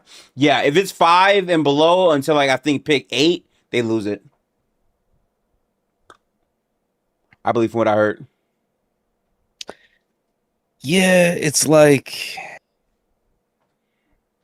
for Sixers fandom, I absolutely do not want the Pacers to get the pick.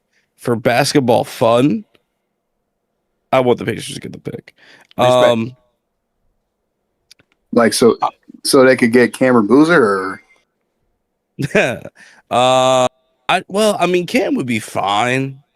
I think they go for AJ though. Okay. I think they would go for AJ if the Pacers secure one. Because for me, I'm thinking, will the Kings actually get the number 1 pick? I think they will. And again, like we have no basis for this because obviously it's quote unquote random numbers. But if you want to like bring up some narrative talk to help boost it, I think the narrative for the Kings is the team fucking sucks. They have a cool young core that might be something, but they're ass right now outside of maybe Maxime Renaud, and even then, he was looking very sus. The Kings never cheated the process. They were just naturally that ass. They had a whole bunch of vet players who got hurt, and they really were just that bad of a team. They didn't really engage in hardcore tanking like the other teams. They just generally speaking were that bad. And I feel like AJ going there would bring more noise in the Western Conference. And they literally need a player to give them direction. Because right now the Kings don't know what the fuck they want to do. So, a little in between. That would be the overall logic. Outside of that, I don't think the Kings have ever gotten the number 1 pick. So that would be the other thing. True. I feel like... Sorry, checking my email as soon as I'm saying that. I feel like the Wizards might end up with the number 1 pick. That's not crazy either, though. And I think they get AJ. I think that's the storyline to get them interesting again. Because obviously they have Trey, they have AD for right this second. You know, I'm sure there's movement. I think if they walk into the season with the number 1 pick, a very highly touted prospect, plus 2 former All-Stars, 1 All-NBA 75 player, and young talent, the Wizards would be like a really exciting piece. I think that's the move. I think Cam Boozer goes 2, and he would go to the Kings. And unfortunately for Cam Boozer, that's probably like his best situation, like as far as growth and whatnot. But the Kings will not turn around and be good the next following season. The Wizards could be good. True. So that would be Cam Boozer with Reynald front court. Not bad. I like what Maxime could be. Okay. Here's my question, Derek. Do the Bucks trade for the number 1 pick and put Giannis on the Wizards with Trae Young? No. Yeah, no. It's not happening. No. I think if the Wizards land number 1, they're not even entertaining trades. Yeah, they're probably going to keep it. I mean, and I hate to say it, like, I don't know that there is a trade for the number 1 pick because I think it's come down to a 2-horse race. I do think it's AJ and Cam for most teams, most GMs and scouts and whatnot. I think they would both just look at that prospect, the rookie contract and all that, and be like, that's better for us than trying to package this for, a star or something. Imagine if the Mavericks go back to back. I mean, then people will just say the NBA is straight up rigged again. I'll be fire as hell though, because remember, the Mavericks don't have their pick until I think 2031. So this is actually very big for them here. They got to hit. Sure. And it's like, oh my God, Cooper flag plus AJ hoops. Ooh. I'll tell you what the crazy situation is. If they were to land like pick 4 or pick. Yeah. I mean, realistically, they would need pick 3. But if they land pick 4, because there is a world where Darren Peterson doesn't go top 3, but if they got Darren Peterson, that would be pretty crazy. If DP falls pick 4, that's insanely good value to me.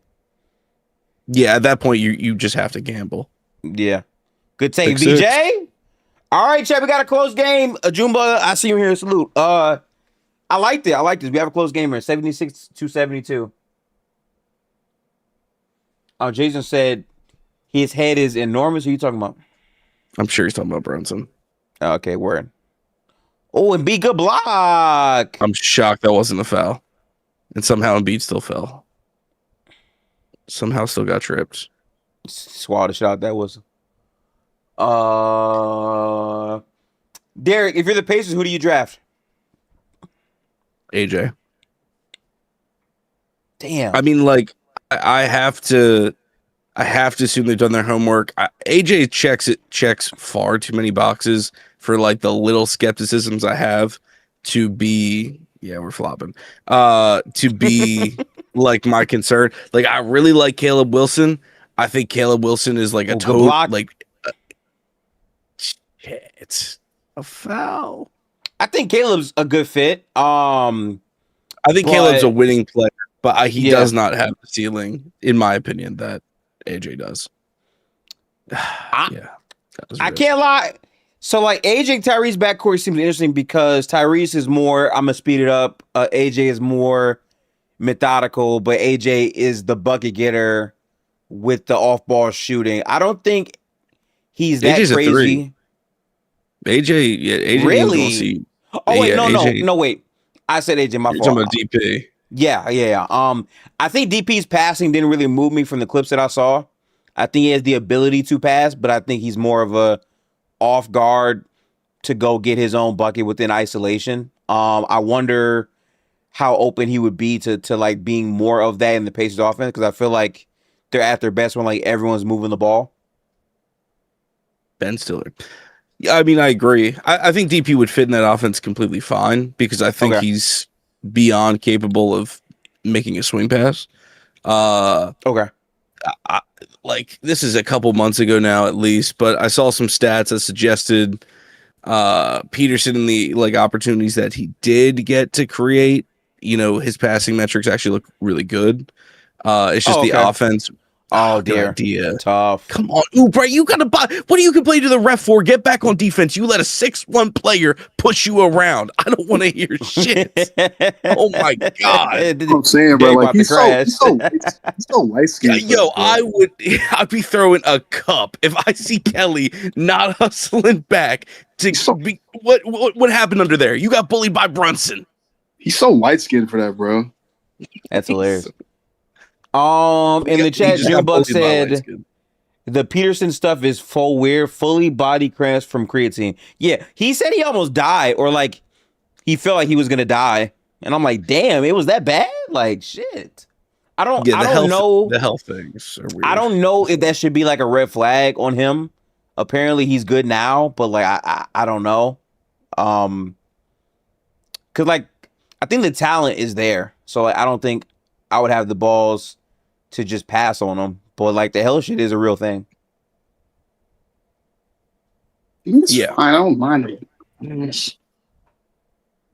I mean, that I can't tell you. I'm not a doctor. I haven't looked enough at Peterson to know. I have no idea about that. This whole stuff. I mean, there always is a prospect that has these weird situations. Because remember, like a few years back when Paulo was coming out, everyone was freaking out because he was losing pounds and pounds of body weight because of the I remember that. Yeah. Forgot about that. And it's like, and that was a real condition that other human beings had. It's just the first time we really heard that story from a basketball player. And so it's like, is that going to be enough to freak you out? I don't know. Like, was Peterson's thing a one-off? Because he also had a, like, I think it was just like an on-again, off-again hammy. So, I don't know. I mean, the skill set is just far too good. You could easily say, off of talent potential, you can talk yourself into DP being top 2. Okay. I think if you factor everything in, he falls to top 3 for most people, because I think Cam's IQ, he's got other intangibles and other stuff that just clearly look like they're going to work. And then you can run a guy like Caleb Wilson. Yeah, I hear you now. Yeah. I think I have the best team for Cam, which like I have heard people say. Are you ready? Okay. You are a Miami Heat. I think it makes a lot of sense because you get a coach that will definitely maximize certain aspects of your skill set. You get to play next to Bam defensively. You add size. You can shoot if they let you shoot. I hope they do. And you can pass. Like having now listen, the only thing I'm confused about, because again, I didn't watch these players. I like to be honest, Chad. I didn't watch these niggas. I heard Cam Boozer isn't that good of a rim protector. That's why I like having him next to Bam. But like, can he play defense or like is he ass on defense? Like, it's a big difference between can't guard the rim and can't guard at all. I need to know what it is. I don't think I have a good enough answer for you. I think that's not a good sign. Because it's good. It's because especially with recent history, it's going to sound nasty. It was the very easy comp I found was saying he was Jokic on defense. Oh, fuck. Now, nope. Yeah. So when I say that, when I say that though, keep in mind Boozer is not a center. So when I say that, I mean the positives that Jokic has defensively. That's what it is. Jokic just happens to have 2 of the biggest negatives possible for a starting NBA center. Boozer doesn't have to worry about that because Boozer won't be doing that. He will not ask to be a center. His thing is, can he be dynamic enough as a 4? Yeah, that's what he will be. And I don't really. I mean, Miami's interesting because I don't know what they're doing with like where. And I don't think Miami trusts Ware. I don't think they do either. But will they shop him because they're always so damn hesitant? It's such a weird one.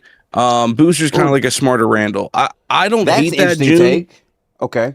There's a lot of similarities. I think Boozer is less physical. I think he could certainly develop into that. But he is not a clang and bang. Like Randall was coming out of school. But he's like more of a finesse big. Yeah, more finesse, but higher IQ. Like, and not just Randall. Like he true. Every scout's article that I've read says his IQ is off the charts. Like he is more NBA ready than like 3-4 year vets. He's a good rebounder, right? Dog. Come on, get him back. Especially for his position. Good bucket, Joel. Wow, tough. Get him back. I mean, college rebounding is weird, not gonna lie. Like Devin Carter averaged like 9 boards in college. But yeah, he was a good rebounder. Well, I might have a better team than Miami, but they won't be able to get him. Yeah. Okay. Who? I'm gonna let you guess. You get better 3 team, choices. but they won't get him. They will not at all be able to get him. Probably. Can't be OKC. No. I'm gonna give you 3 chances. No hints. All right. I'm about to say you were too quiet for too long. I was like, well, sure, dude. Everyone's gonna look pretty good on OKC. Yeah. Let's see. Who would be good? I mean, you could say Philly. That's the team. I would take him. I would take him in a heartbeat. Philly would be really crazy. Philly would be really good. Because it's like everything you need, like passing, a big that can shoot as well. The rebounding helps out a little bit. You know what I'm saying? Solid. Yeah. Real solid. That literally is filler. You're definitely not getting them. No. Unfortunately. Yeah, sorry. No, I need someone to leak a story about Cam so he falls to pick 22. And Chad Junebug said, Just he a locker room problem. Easy one. Yeah, exactly. I'm just going to prefer long athletes in the modern NBA. I'm out on these one-way players. Derek Queen was the worst trade I have ever seen. Less athletic American Şengün can sit in the corner. Oh, wow. Damn. He definitely need athletes, for sure. I think he can be better than Şengün, but I understand that's not a crazy take. I do think Cam is going to benefit because he's smaller and won't be the 5. That's and that's to June's larger point. That's the bigger concern. You cannot have fast to me. Non-athletic 5s. I mean, Cam's not that athletic. That's a concern. I don't think you can have non-athletic 4s either, though. I think your 4s. He's sneaky athletic, though. I mean, okay. He's got some traits. My god! Unfortunate air ball there. Yeah, I think he can raise his floor. Miami's such a fun situation because Absolutely. I do think they can cover him up early, but I do think they would teach him the ways of good defense and how to utilize his frame. You know, like I said, if you took away Jokic needing to be the 5 for a team, he blew it. Oh, he fouled him though. God damn you, Kelly. Kelly Oubre is fucking bad at the sport, bro. I'm off this shit, man. And we have no bench, so I can't let these guys breathe air and let oxygen get back to their brains. Yeah, no. Because we get dumber when we get tired. It's factual. That's why Tibbs teams kept losing, because they got dumber because they played for 40 minutes. Makes sense. But yeah, I agree with Junebug that I don't think Cam has superstar upside, but definitely all-star potential. Definitely a winning player. It's weird because I think Derek Queen had a lot of good moments, but that shit makes no sense with the team he's on. And also he positionally is not a good defender. He's not really a 5, but also not really a 4. My problem nowadays is if you're a 4, I need you to be and I think this player kind of sucks, but ideally Jalen Johnson-esque, where it's you have size, you can pass, and you can move up and down the floor at the very least. If you're really stiff at the 4, I just think you bleed some value there, especially if you're not a crazy shot blocker. Your motor's not that insane. Bro, I'm sorry. Jokic at the 4 sounds ass too. Oh yeah. And also that you got to be able to shoot. Now I've heard Cam can shoot. I've heard that. So I mean, it's more in theory. Yeah. Okay, pass back to Joel Embiid. I don't think he's completely fake, but I don't think he's a sniper.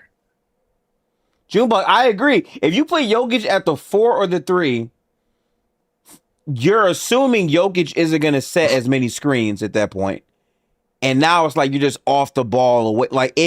It becomes a lot worse. I agree with you. I think there's ways you can construct around it, but late foul. Damn. You was going to be gone. I think there's ways you construct around a player like that. I do think you just need legit athleticism from one of the positions. Yeah. I think the Scotty Barnes example, you can have Scotty, who's definitely a plus athlete, and then you can have a slow-mo 5, and you can be pretty successful with that. Yeah, the Pelicans, the fit is just so ass. And so ass. I'm fine with the idea you draft what you think is best available. I stand by that, but dog, Zion and Queen were never going to work. I mean, but even beyond that, though, Derek, what pissed me off about the trade, regardless of how you feel about Derek Queen as a player, right? You can hate Chad. You can hate Derek Queen all you want. Here's my thing. If I'm crashing out to trade up to get Derek Queen, I am not letting these other players on my roster make me feel like I have to stop playing amidst. No, I made such a brutal ass trade for my franchise. We gonna play the fuck out of you. You gonna get minutes. Like, I gotta see what I'm getting. You know, like Grimes, great board VJ, please. Like they really limited his overall minutes to me. I don't know. All it. Because Gifted, they forced themselves in a terrible spot because they had to win. So they didn't give themselves the grace to stick with the queen, downside. I hear, but they were already bad. It's like y'all not gonna win no more. Like it's kind of that's the thing. But they weren't trying to give away oh my god, Tyrese. They weren't trying to give away a better pick. You know what I mean? So that they were forced to try. That's why that trade was dumb though, because I hear everything you're saying, but I feel like if I make a trade like that and I see early on, oh, we're not winning shit, especially after we get mathematically eliminated, I'm saying, man, Derek Queen, fuck it, go play 35-32. We already lost the trade. Just I gotta see what I can get back from him. Because again, he had a lot of good moments offensively. He did, but the floor is extremely low in terms of his, I would say, archetype for sure. I think my other problem too is them drafting Fears first. Not like Fears could have very well been gone. Damn. I'm more so worried about that pick they traded to Atlanta. Atlanta might fuck around and get the first pick in the draft because of it, by the way. That's very possible. That's very possible. Yeah. AJ with that Hawks team is... Woo! That's pretty fun. Wait, AJ? Yeah. Why would they draft AJ? Who's the best player in the draft to you? Why would they draft AJ? They have Kuminga. Isn't he the guy that they traded for? Wait, who's going to be the... He's a all-star? guy, for sure. Who's the best player in the draft to you? It's probably AJ. Like, if I had a gun to my head and said, pick the player you want the most, it's Caleb Wilson. But I think AJ's got the highest ceiling. And I think is going to be pretty much ready to go. No, well, let me say this. He'll be ready to go in a similar emphasis on similar vein to Cooper Flagg, where I would expect hot mess if put in a situation where he's expected to do a lot offensively. If he was in Indiana, for example, I think it could be totally different. And, his athleticism would be put on display, but he wouldn't be asked to do a lot. So I don't think the screw-ups would look so bad. But Caleb, Caleb just strikes me as a player I could literally airdrop into a competitive team and he'll do good things, which I always, love. Oh, cool. Everyone has a different opinion on this class. The best player. It's interesting. I think Caleb Wilson is 6'9"? Yeah. See, that's the thing. I can't run him at the 5. He's a 4'2". He's a 4'2" to me, and it's okay, that's cool. But I gotta think of teams that I feel like a number 1 overall pick has to be a guy that is changing your franchise for the most part, unless it's a weak ass draft. Then fine. But if that's the case, okay, how many teams are drafting their best player at the 4 spot? It's I don't. But that's where we got two different philosophies about drafting. I'm drafting best available, regardless. Yeah. You know what I mean? I have to be in a very unique situation. If I'm objectively just a bad team, I'm thinking about what is this? Obviously, what is this guy's ceiling? What is this guy's potential? What is he bringing in day one? And with that day one stuff, what are the intangibles? Right. If he is a, flight risk in that, he wants to, he clearly would not want to be in my city. I sadly have to take that into account nowadays. That rumor's already started with AJ. That if the Kings win the lottery on Sunday, that he could potentially stay in school. That's a bluff too. We know that's a bluff. It very well could be, but regardless, you're stuck with that. But Caleb, everything I read said he's a hustle guy. He is completely fine with doing any kind of task. The ego is almost non-existent. That sounds amazing. If I put that with already good interior skills on top of dog mentality, worker on defense. And then you could tell me, again, NBA shooting coach, we've seen it how many times now? A guy improves his jump shot. We've seen that. Like, you know, I like the motor. I like the motor. I like the motor of him. I'm just saying, you got to name the teams to make it make sense in my head. Is all I'm saying. I mean, and like, it's fun. It's funny in the chat. They said he would be our center gifted for Golden State. I mean, yeah, like, oh fuck, man. I've got my things about Draymond, but like, I totally could see Steve running Caleb and Draymond, and I think that's demon defense front court, like in the grand scheme of things. I hear you, but I'm so tired of being small, man. Well, so sure, but I mean, it sucks, man. I'm so tired of Draymond acting like a jackass, but you know, we don't always get what we want. We ain't gonna speak on it too crazy. Okay. Who said Kerr is allowed back? Touche. Yeah, that's crazy. Wait a minute! I just realized they're about to go to the draft, not knowing if Kerr's gonna coach or not. Fuck, man. Okay. Yeah, that's a lot there. Grimes, please. Good. Finally hit a shot. There you go. Yeah. Damn, dude. The water on this offense can turn off so quick. I was just thinking in my head, if I'm being biased, because again, Derek, you know, I don't watch these players. I saw AJ when he was 16 in FIBA killing.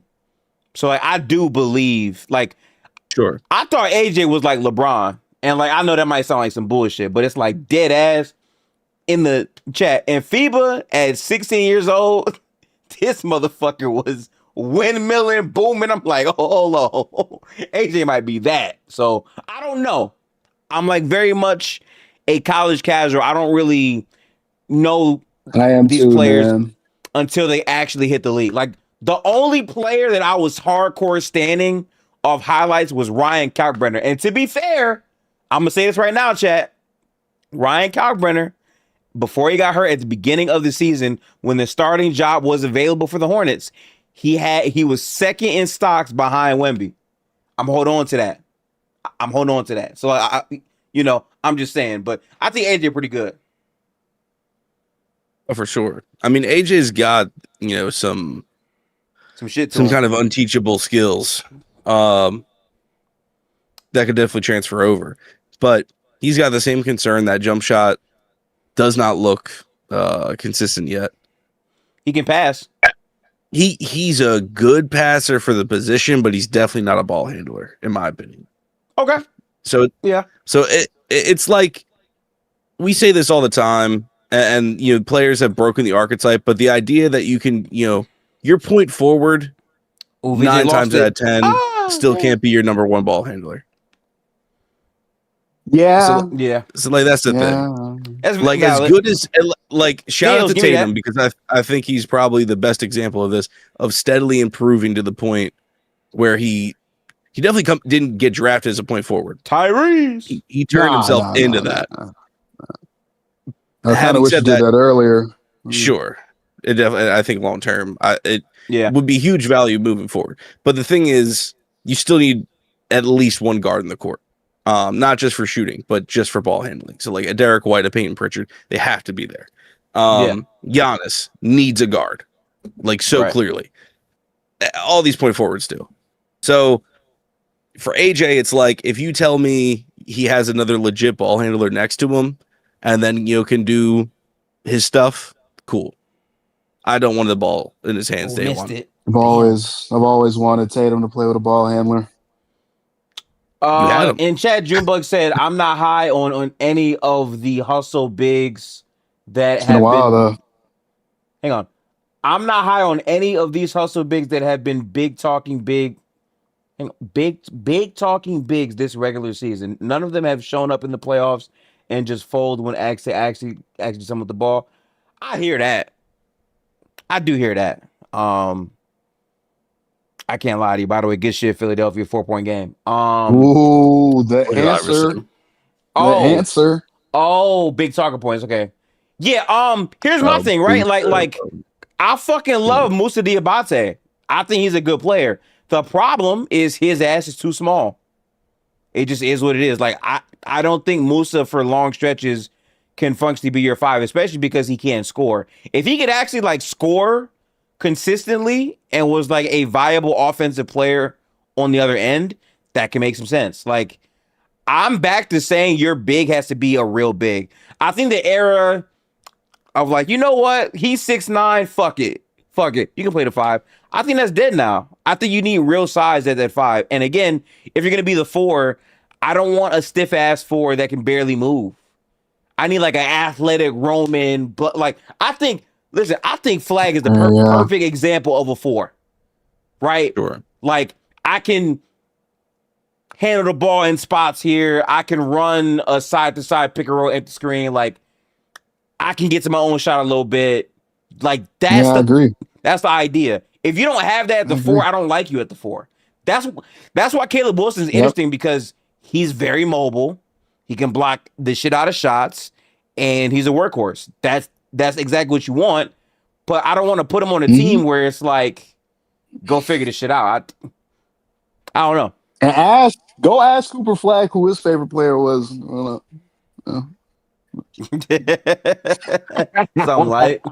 Some light, you know. I'm just saying, we already made our imprint on the league, bro. It's crazy, man. It's crazy how far we've gotten.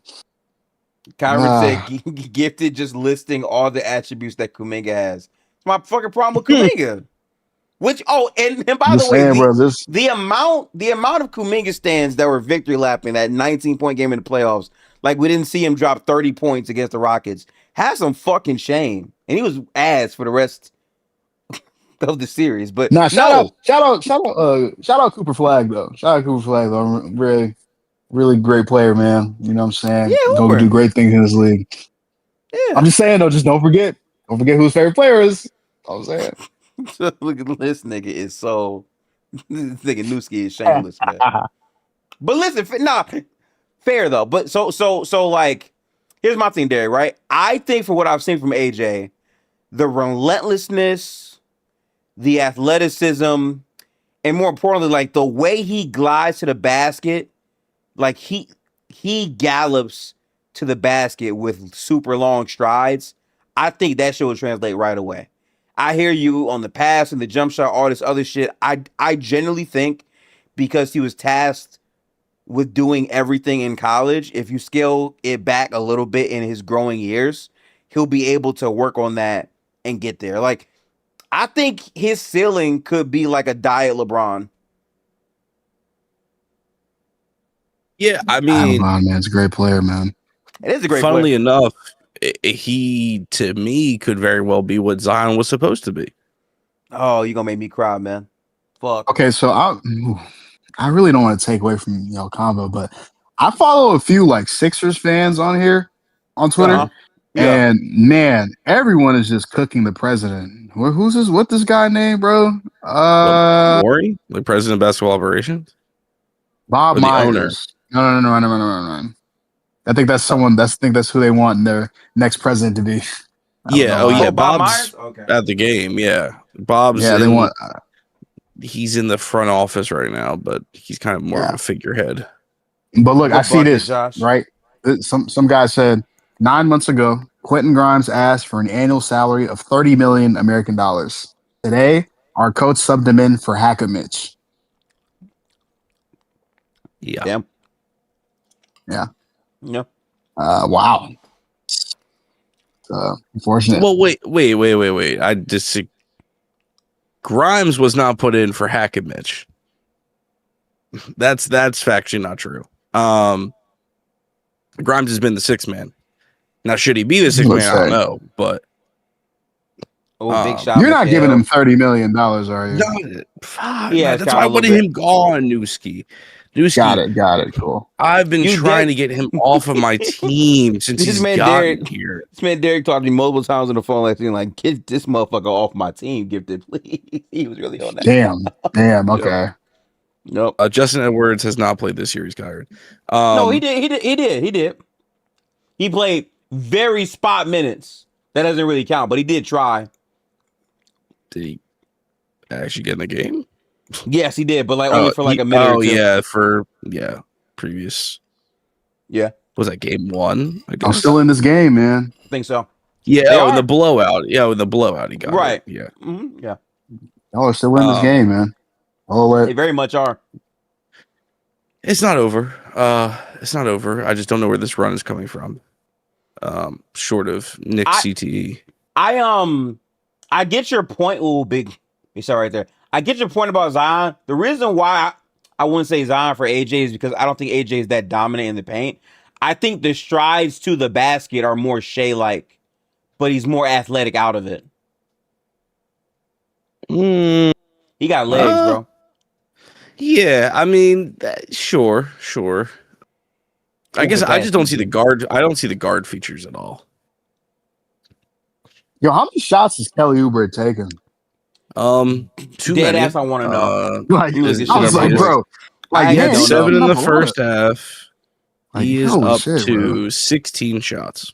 16. Oh man! I'm gonna tell you how much he's shooting on those shots. Are you ready? Wait, is this I know what real? it is, but go ahead. What the fuck? Yeah, that's what I'm saying. Like, I'm like, yo, like he's taking a lot of shots, bro. He's 7 for 16, but he has 20. Yo, Chad, this is why I don't read box score. This thing has 22. I would not have been able to tell you he had 22 points at all in this game. It does not feel like a 22-point game at all for Kelly. Like, what? That's crazy. I mean, I figures because, like, he definitely not passing the ball. Like, yo, he's taking a lot of shots, bro. No.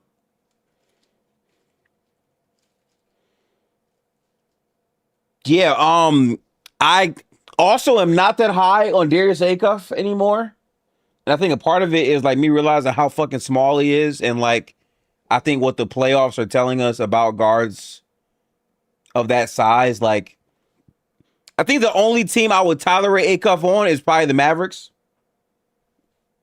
Was that not shooting? Oh, That's not shooting? That's not shooting? Oh, man. I guess the refs is on some shit all playoffs, man. And man, gotta play through it, bro. Yeah. Oh no, that's on the shot. They're hoeing. They're hoeing. That's crazy. I'm like a few seconds ahead of you guys, so I'll just let me be careful. Oh shit, Newski, just watch the stream. Yeah, you're right. You're right. Watch the stream. That's amazing. Well. Let's see. Damn, PG really has not scored since that first quarter. Goddamn. Still. He done gone cold, bro.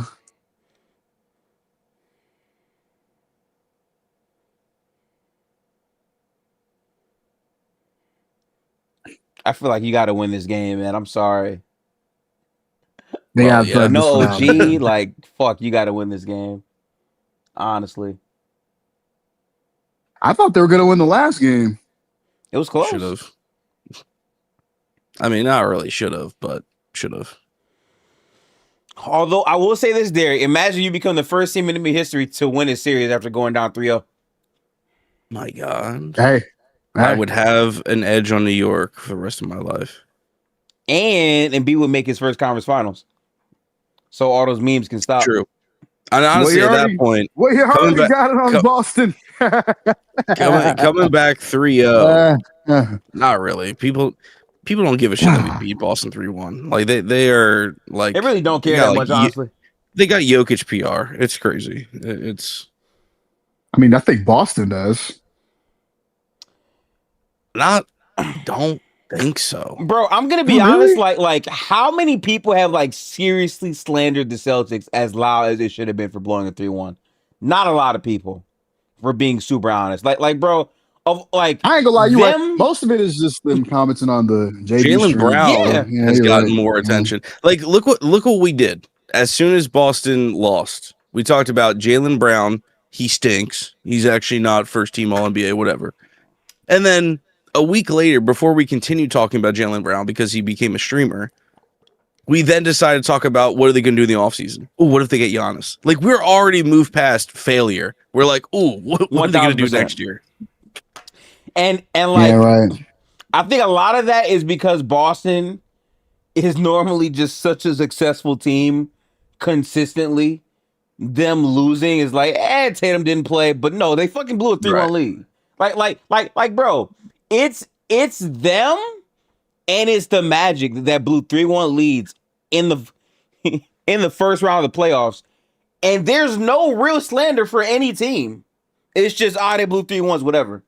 You know what I'm saying? Right, Like I think the last I don't know. 3-1 lead that got real criticism was what? The Is it Clippers, probably. It's probably Clippers, Yeah, right? Clippers. Yeah. And bro, even that shit, like, it went crazy the day of.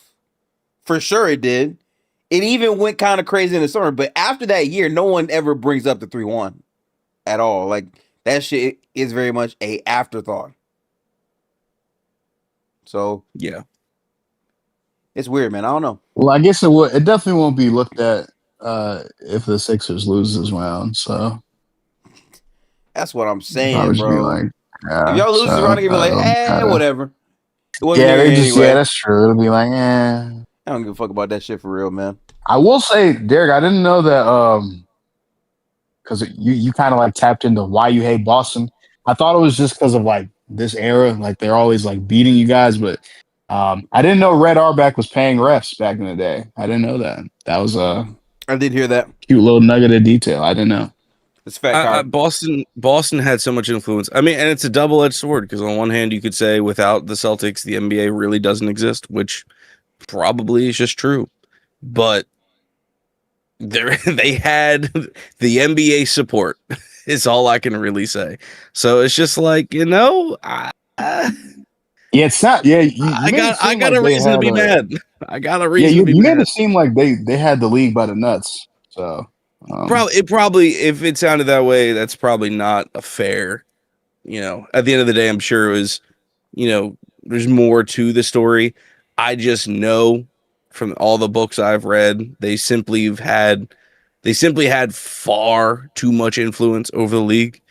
And that comes with the good and the bad, right? Like, first, they get Bill Russ in the league when they did, gigantic win. Yep. How they were able to form their team, gigantic L for parity. But right, I said the same thing about the W, right? Like how the NBA started and how it found its legs. They had dynasties. They had 2, maybe 3 amazing teams. Everybody else was kind of ass or not a contender. And then you build your narratives, build your legends, they grow, and then all of a sudden you can have a functioning league, which I think the W is kind of currently doing right now with like the Aces and stuff like that. So again, it's like for the bad for me as a Philly sports fan, yeah, there's good for the league. So you can look at it both ways, but I feel plenty vindicated. Historically, Boston has been a fat L for me. So no, yeah, that's why like I understand all everything. So big play Shamet. They are playing Shamet. This team really got no fucking depth, man. Jesus Christ. Another former Sixer. Tough. Oh, that's wide open. Oh, I mean, that's got blessed. Got blessed on that one. Jesus. That was. I mean, I get Joel can't rotate back anymore, but like, dude, that's tough. If I'm New York, I'm running the exact same action for 4 times. For 4 straight possessions. Can't buy one. Bro, Quentin Grimes can't hit shit, man. Damn. Oh. I thought you got hurt out of that. Y'all kind of got to score like now if you want to win this game. Yeah, yeah. Yeah, we do. Oh, foul. Yeah, I knew that was coming. In the chat, Jumbo said the W. They may challenge it. You know. In the chat, Jumbo actually said don't do it. Don't do it. He said the W is going to be funny this year. I'm predicting another midseason from Clark and Arsons. All right, here's my thing. I'm a W casual. The first year that I watched the W, I stopped tweeting about it because people called me. I can't say that on YouTube. How do I say this? They called me Itachi, chat.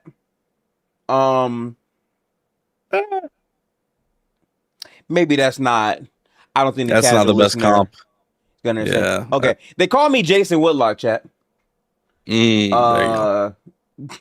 Even though Itachi is awesome, but I'm gonna stop sitting up for no, now. no. yeah. No, that's insane. I'm I'm not on gonna that. let you get that off. I'm not letting you get that off. That's absolutely no. Sometimes you don't get enough hate from me. But nah, I think Caitlin Clark's pretty good. What the fuck? Oh man, this shit. Almost made it. Why not, Maxie? Oh, Please. Tyrese fucking burned it though. Why not? Okay. Why not? Yeah, we don't have time. Some bullshit's got to go up. That's what I'm saying. You don't have time for real. Junebug said, "Am I too white or too European as a reference?" I'll break it down to you. A lot of people view Jason Whitlock as a COON. I can't say that word on YouTube probably, so I'm trying to not say it. That's why I use Itachi as a sub for it, because I think Itachi is also a COON.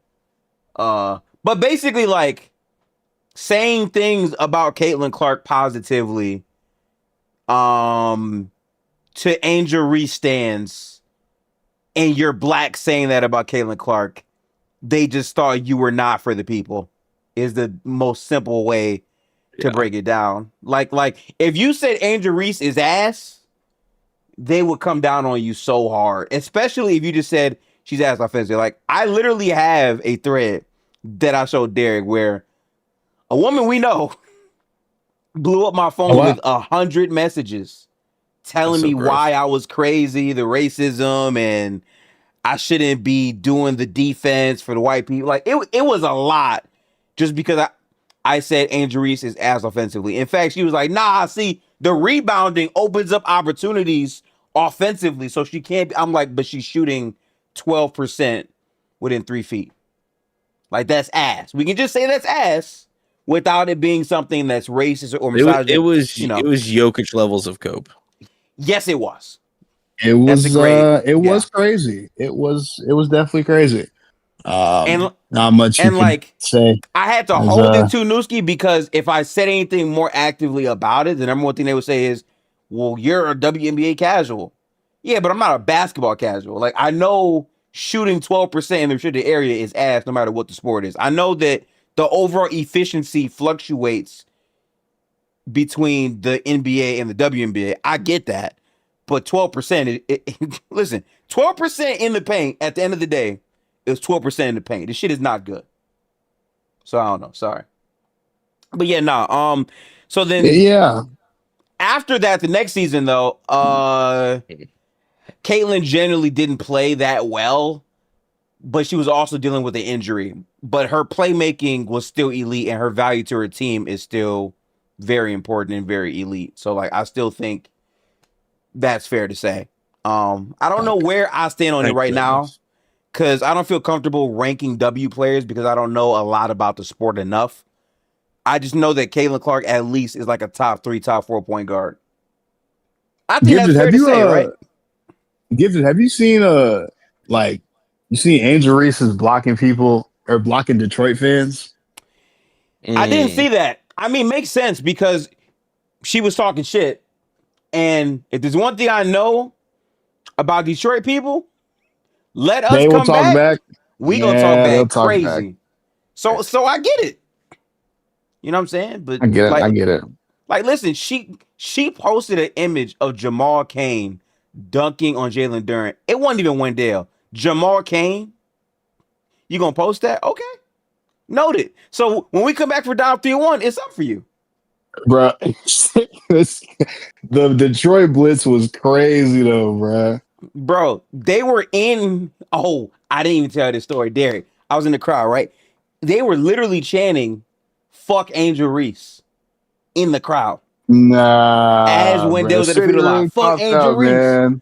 Yeah, but again, can you blame them? Because Detroit hasn't been this exciting in years, number one. But number two, it's like, you was talking all that shit and we came back from down 3-1. I get it. That's valid. Yeah, I understand it. I'm just saying, this is crazy blitz. Yeah, that's probably the game, unfortunately, Derek. Yeah. Oh, I mean,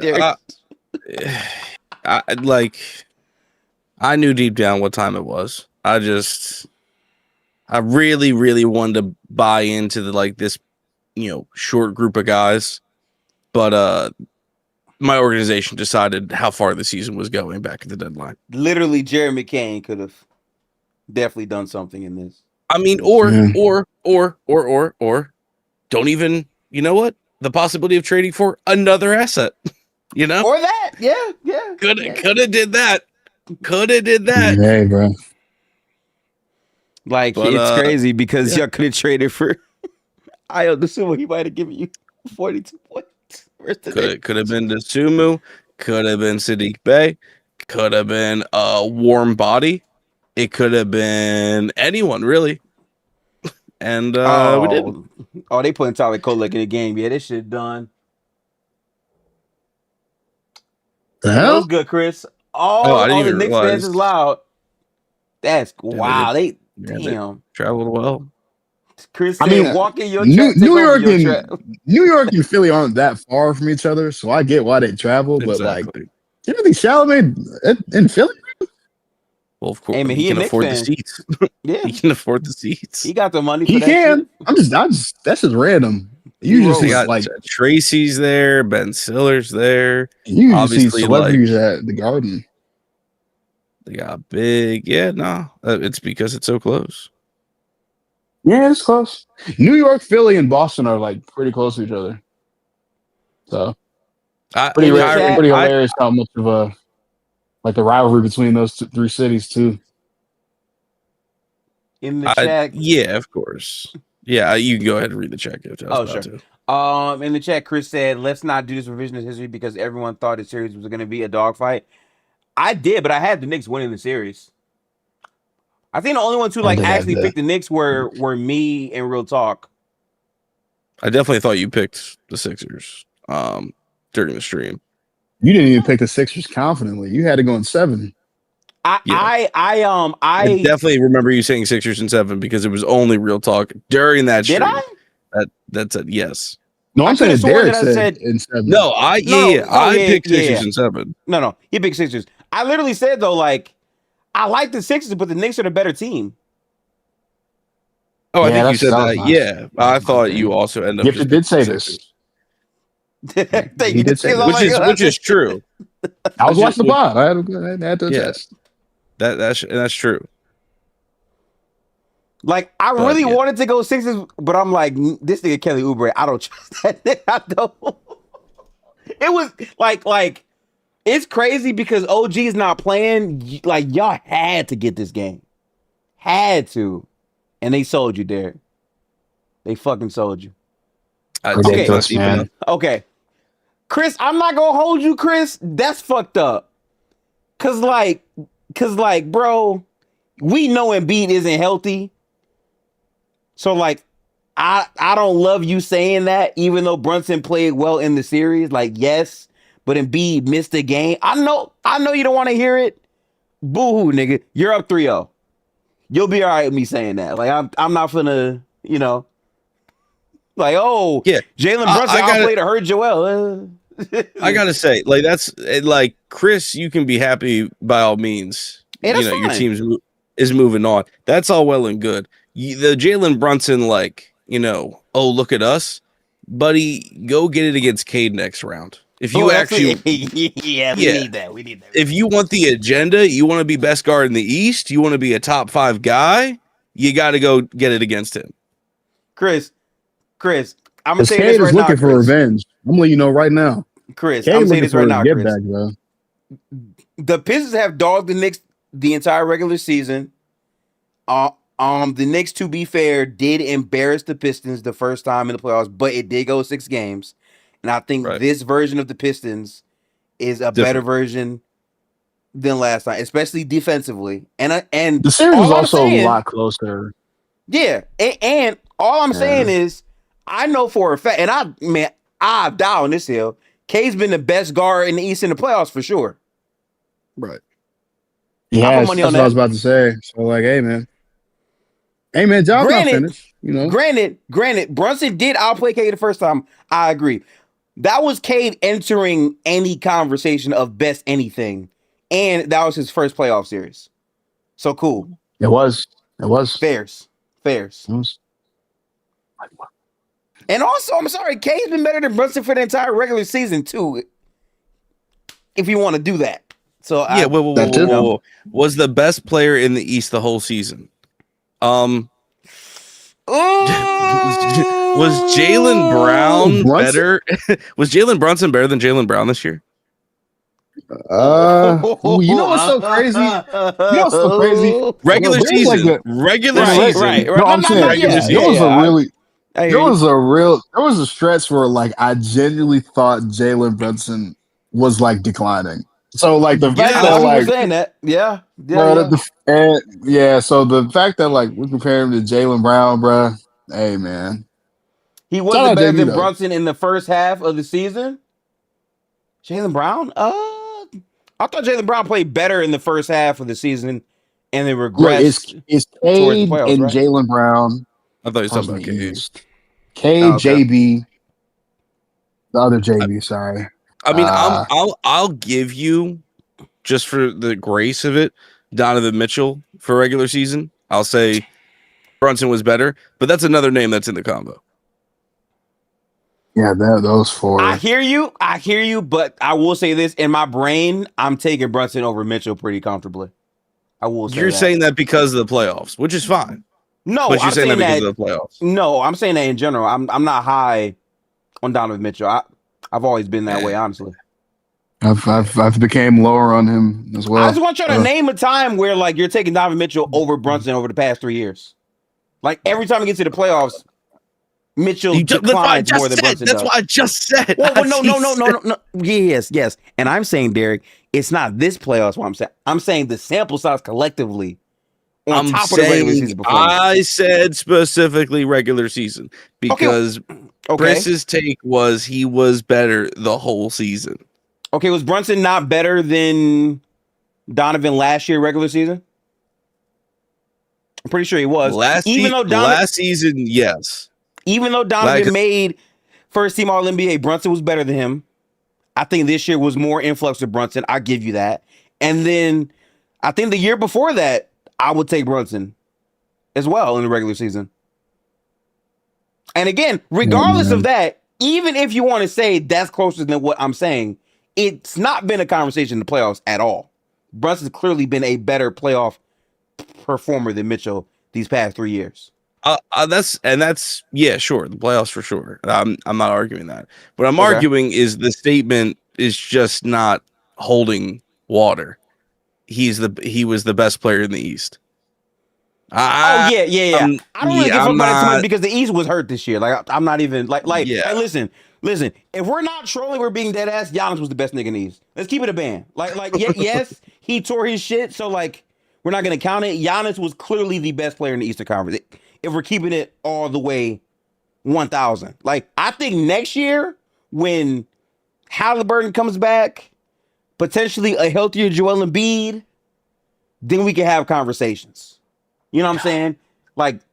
This was clearly a transition year, really for the entirety of the And then prime example, Tatum as well. So I don't even think parading best player in the East this year is really doing much for anybody. Yes, Chris, healthier. Yes, Chris, I'm expecting. That's fucking wild. Yes, Chris, I'm expecting a healthier Embiid to start the regular season compared to this year, where he did not, in fact, start the regular season. Is that incorrect? That's what I'm saying, bro. Chris. I didn't say fully healthy. I said healthier. Because I promise you, I'm taking 56 games of Joel Embiid over Jalen Brunson in the regular season. I promise you I am. Wow. I promise you I am. Because he's that much better than him in the regular season. He is, in fact, that much better. Sorry. I get back healthy, bro. It's just both ends of the court. He just impacts more. Just as a basketball player, basically, is what you're saying. Yeah. Well, that high ass arcing late Nick. So scared of Wemby got to arc that into the ceiling. So Derek, as a Philly sports fan, which city do you hate more, New York or Boston? Oh, Boston. On one end, still free. Boston. Because I know you had the Celtics, but then New York, you got the Giants, but I guess the Giants haven't really been comp for you guys. So I there's that. I don't follow other sports so like that. So I know the Red Sox are quite hated. Baseball. Oh my! Is that not goaltending, or is that just the craziest block ever? I would have to see it back. I want it back. I'm sure we'll get a replay. Well, yeah, we'll get a replay if we. And then he'll go in the playoffs after this bucket. He'll go in the playoffs, stink it up, and Brunson will be breaking MJ's. Okay, first off, I'm sorry. Jalen Brunson was fighting for his fucking life against the Hawks first round. We gotta stop this gas shit. I know what I saw. Like, you said yourself, you were more nervous about the Hawks than you thought for a minute it was a wrap because CJ McCollum was outplaying Brunson in that series. I'm never letting that go. CJ McCollum was dead ass outplaying Jalen Brunson. At least you can't even tell. Bro, CJ was making the dance. We're not doing that, bro. And who is more important in that series? Karl Anthony Towns or Brunson? Cat was on some shit too in that series. I'm not like, man. Nah, CJ Chris, was making him dance, bro. I know what I saw. I understand that, yes, he's playing out of his mind. I'm saying Embiid came back mid-series off the injury and was the best player in the series. Comfortably. Outside of the first game where they lost, and then came back from down 3-1, and Embiid was hooping pretty much every game. Came back with no appendix in his shit, averaging 30. Like, I don't know what you want me to do, Chris. What you mean, huh? JV was so lucky the Hawk that Kuminga. Chris, please tell me what you mean by huh. Are you telling me Embiid wasn't the best player in that series? Because, like, I have game 7, game 6, game 5. No, Chris, no. Yo, he Chris crashed out. Not this current series. No, I can't say that. He missed the game and, like, hasn't been that great. I can't say this series, no. But like, in the first round, of course he was. Sorry. I honestly don't know where I would put Jalen Brunson at, though. Because he definitely is healthier overall and performs well in the postseason more times than not. I think he's what people think Donovan Mitchell is. But I don't know what that is. Like, a top 4 player in the East, probably. Yeah. I think that's what he's competing for. That's what Brunson's competing for. I think Brunson. I'll say this. If, and it's not what everyone's going to agree with. I'm just saying the narrative is going to be this: Knicks go to the finals. Doesn't matter. Oh my God, Wemby's on that. Yeah, that's big as shit. Big as shit. He's filthy. I love the energy he plays with. Like the fact he just gets hype. But anyway, Knicks go to the finals. They don't have to beat OKC, but they get there. Run it. He's the best guard in the East, and he can be top 3 going into next season in the East. That's what he's got going for him. I'm gonna say this for you though. If Brunson wills his team to the finals, I can buy top 2 in the East. Mainly because Giannis hasn't played, might get traded. Oh, no, it'll be Giannis. The only player the only player, respect to Tatum, the only player people will still take and should take over Brunson in that scenario will be Giannis. Yeah, if he beats Kade, they're gonna say, well, he beat Kade, so how could Kade be better? And that will say that. What if Giannis isn't in the East next season? Very possible. People will say the East is the worst. Of, a million percent they will. Please don't let Giannis come west. That'd be filthy. Yeah, I don't even think it wouldn't even make sense to have conferences if Giannis goes west, bro. Like you gotta do away with it, bro. That was such a terrible thing. Oh my! Tough. Champagne set that man up to fail. Who do y'all believe in more next series, Kade or Brunson? I'm not gonna hold you. No bullshit is Kade. Yeah. I say Kade because I have almost full faith in Kade now, bro. I didn't after those first 4 games. I want to explain why though. Like it's not just the offensive shit because I can see a world where Brunson is better offensively than Kade. If you want to make that. Even though I think Kade is a better playmaker, even though he does have way more turnovers than Brunson, I just think he makes more plays. I think than Brunson. I think he has way less overall tunnel vision. I think than Brunson. It's just Kade has been so good on defense, and Brunson is a fucking cone. Like I think that matters at some point, especially if they're probably going to average the same range of points. I think Brunson will probably average a calm 24 to 31 peak in that series. I think Kade is probably 26. I think that's fair to say, right or no? I'm sorry. What are those numbers again? So like I think the floor and the peak for Brunson, I think the floor will be 24 points a game. I think the peak is probably 31. I think for Kade, the floor is probably 25. The peak is probably 32. Yeah. I mean yes, I agree. I think what Knicks fans will say is that, I mean, it cuts both ways. Brunson has more guys to pass to that could actually score the basketball. Kade has less. Does. Yeah. So it's going to be, that's going to be the argument. It's like, Chris, man. which is which works in Brunson's favor, and is also pretty much the main reason why the Knicks are winning this series right now. It's because they've got a better team. So I just want to point something out real fast, okay? Chris is saying getting gas over him cooking Max Strus. Chris, that is so disingenuous to what Kade has been doing as a processor, as a scorer, and more importantly, because again, you're not addressing the elephant in the room, the defense. Because if any point guard left in the playoffs, he's playing the best defense out of all of them. And it's been against James Harden. It's been against Donovan Mitchell. And closing time, he's been really good at as well. Again, we could do the last 5 game sample for both of these players. Kade's been better. I don't see what the argument is. And here's my thing, right? Y'all know this, especially Derek knows this. I favor offensive players more because I think offense matters more. Here's the problem. Jalen Brunson can be a more efficient scorer than Kade, 1,000%. Is Jalen Brunson going to be a better playmaker than Kade Cunningham? Hard to say. Probably not. I'm just so there's a world where he is, but probably not. Okay. So if we entertain a world where he's a more efficient scorer and a better playmaker, if Kade is at least close and not getting lapped in those categories, I know Kade is going to be a much more valuable defensive player, a more versatile player, and that's going to matter to me. Like it just will.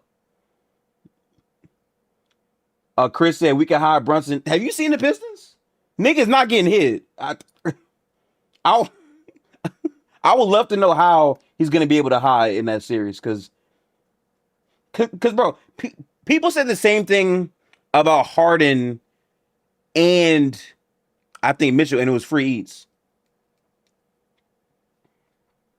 We hiding on Duncan. He's a fake shooter. Oh, okay. Okay. Oh, side note, bro, he was last year Duncan Robinson was, oh my god, that shit was bro. crazy. Lighting shit up. Dennis Jenkins too, bro. Nigga, Dan has been nice. He be getting better every game. So who would take? Is Asar not kind of the obvious pick? What? Like for in the redraft to be stuck on? Yeah, they probably put Asar. I'm not gonna lie to they might let Kade guard a little bit. The only problem is like the foul bait shit. They're gonna probably want to put Thompson on him because no. Of I'm saying I agree. Thompson should have the Brunson assignment. I'm saying should Brunson just be put on Asar because Duncan's gonna be a movement shooter, which is not gonna be great for Brunson's lungs and legs. He obviously can't be put on Duren. That's Cat's assignment. Like. Brunson won't guard Kade. He probably won't guard Toby. So like, it really only leaves Asar. Just leaves Asar. Yeah, it probably is going to be on there on him. And like, yeah. And what's going to happen is they're going to probably run some variation of guard to guard screens to hide Brunson. They're either going to try to pre-switch or trap Kade, and Kade in traps has passed the ball. The only thing I'm nervous about is Kade has been turning that bitch over off the handle.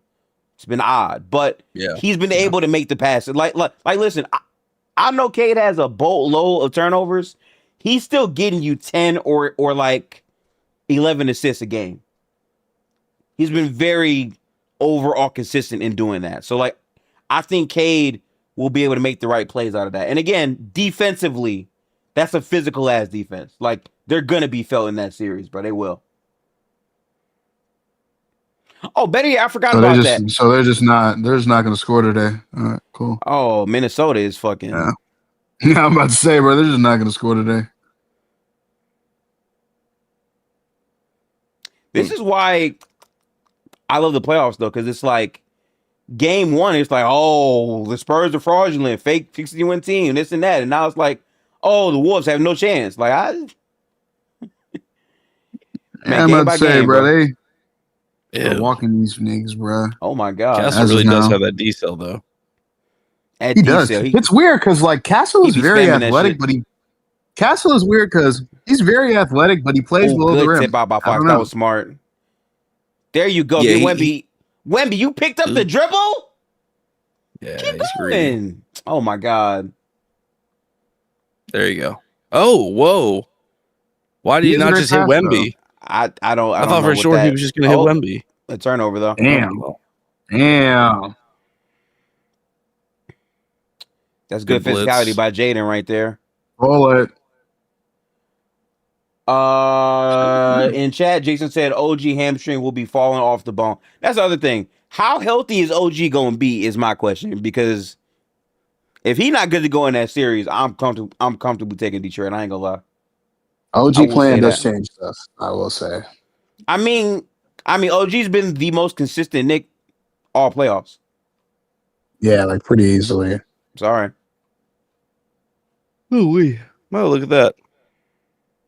Yeah, no shots is falling, bro. You were about to say something about Castle? Oh, what was I about to say about Castle? Yeah, like I said the other day, Castle's far better along offensively than I thought he'd be at this stage. And it's like he's got a lot of these counters kind of built in. He's got obviously the turnover problem and the shooting are the two biggest concerns. But he's got this thing where it's like, I don't know what it is. Maybe it is just the shooting is so unreliable. That's what makes the game like look worse. I don't love him having to need the ball so much. I don't know if that's just a me thing or like. I think it's that. I also think he has a absolute fetish for D-cell and foul baiting. Yeah, like it's weird. It's weird because he's pretty athletic. It's like very athletic. Oh, great shot, like Brunson. But it's like he plays like Brunson. It's like, I think it's his handle. I don't think his handle's actually super strong. In college, he really wasn't like a true number one ball handler. He wasn't. It was Tristan Newton. Yeah, people forget that Tristan Newton was a veteran player. Castle got to be more of an off-ball player and quick creator. Right. I didn't know that. Okay, I agree with Derek. I don't think Castle's handles as tight as he need to be because I don't think he gets to where he wants to go easily. It's a lot of bully ball. He uses his athleticism more in the strength factor than he does in his quickness. I guess it makes more sense because he does, when he gets like downhill, he does pick up his dribble. My nigga Ace came in with a brain blast, boy. That shit sound like facts. I agree. He does pick up his dribble, hence the D-cells and stuff. Yeah, and they came in. Well, actually, this guy was like the main guy. So he got the skills to really. Listen, give that real basketball analysis, but is that as entertaining? But is that as entertaining as the actually yes? Like, actually yes. Great analysis while watching the game is super entertaining. I love to hear that. More than the cap. So it's like so this nigga do admit he be capping his ass off in this. But I'm saying is most of that basically why like people think Fox isn't needed because like Castle has to be on the ball and that kind of like means that Fox has to people don't think he's needed because Dylan Harper that's has tools to be a very very special offense. It's Harper. Okay, so it's not. Well, it's the combination. Because if Castle has the ball in his hands more, right? You think about it. So a lot of times, like Castle's just on a really good team, but on other teams, Castle will be like Scoot Henderson, where even if he's not good year one, you give him like 3 years where he just has the ball like a good amount and you think he gets better. You know what I'm saying? I know Scoot has some other guards and shit, but you get the point of like, we're judging Castle on a Wemby timeline. We're not judging Castle on a guard timeline. Right. You're right. That's the difference. And the other part of it too is like, because Harper is so special, they want him to not have to sacrifice reps to Fox, when in reality, you can play both guards overall together and you could turn the contract of De'Aaron Fox into like another viable piece on your roster that makes better sense.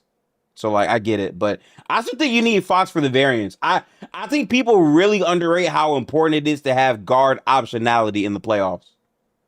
Yeah, especially with a center too. Yeah, I agree. Yeah, people underrate that when it comes to building a team around a center or a big man.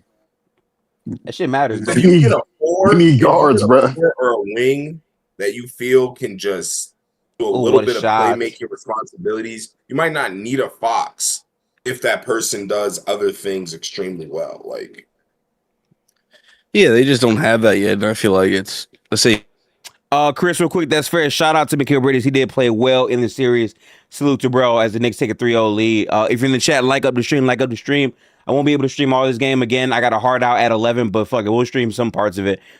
I was gonna initially end, but I think it's been a great conversation, so I'll keep this VOD up, but we're ending at like 11 o'clock for sure. You know, doing a good job trying to mimic that a little bit. But I think it's good to like, this is a good job for Harper. Like, not a lot of pressure, succeed against second units, you know, good playoff experience. I feel like the pressure really should be put on until next season about, you know, Fox long term. Right. That's facts, Lord. Plus, like, I think it's more viable to have 3 guards because you have Wemby. If you didn't have like a really good defensive big with really plus, you want a wings, right? Yeah. 100% on that. I mean, and OKC has Chet and Ihart, so for sure. I mean, that you have to have the right personnel to make that scheme work. But I also would give OKC and the Spurs credit; their guys play defense, and they're not which is small. the reason why that also works. Yeah. Derek, are you seeing what's going on right now? That defensive intensity from the word go. Yeah, yep. I'm loving it. Yeah, absolutely. I mean, that's what like. Harper buys in. It's great. We know what Castle is defensively. Vassell is, you know, lanky and like he tries. I don't think he's a great defender, but he's certainly puts in the effort, understands the system. And then Fox, I mean, still speedster, still has his hands, obviously undersized, but he makes it work. So it's fun. I really do like this roster a lot. Yeah, I mean, as good as defense as we're playing right now, I mean, what are they shooting, like 2 of 15? Like, that's not sustainable. They're going to start getting shots, and we got to be ready for it. Yeah. I like the looks that we're getting on offense, though. They're just not falling. I think there's a couple times where it's like, Wemby, just keep going in transition. I think Wemby needs to realize in transition, I'm getting fouled. Just go. Use your length and just overwhelm shit, bro. I think it's a bit different when because he already has 1 foul earlier in the game. I don't think he wants to pick up another one. Yeah, that's fair too. Yeah. Let me tell you something real quick. What's good, bro? The way, because I am Kade FC. You know this. Oh, you know I am Kade FC. No, this is factual though. I am Kade FC. Like, this is real. Like, this ain't no joke. He is. No, that is true. Is. Yeah. He definitely now, is. Let me say this, right? Bro, that nigga is just him. Like, I just wanted to say that. Like, because I had to be here for that. That nigga is just special.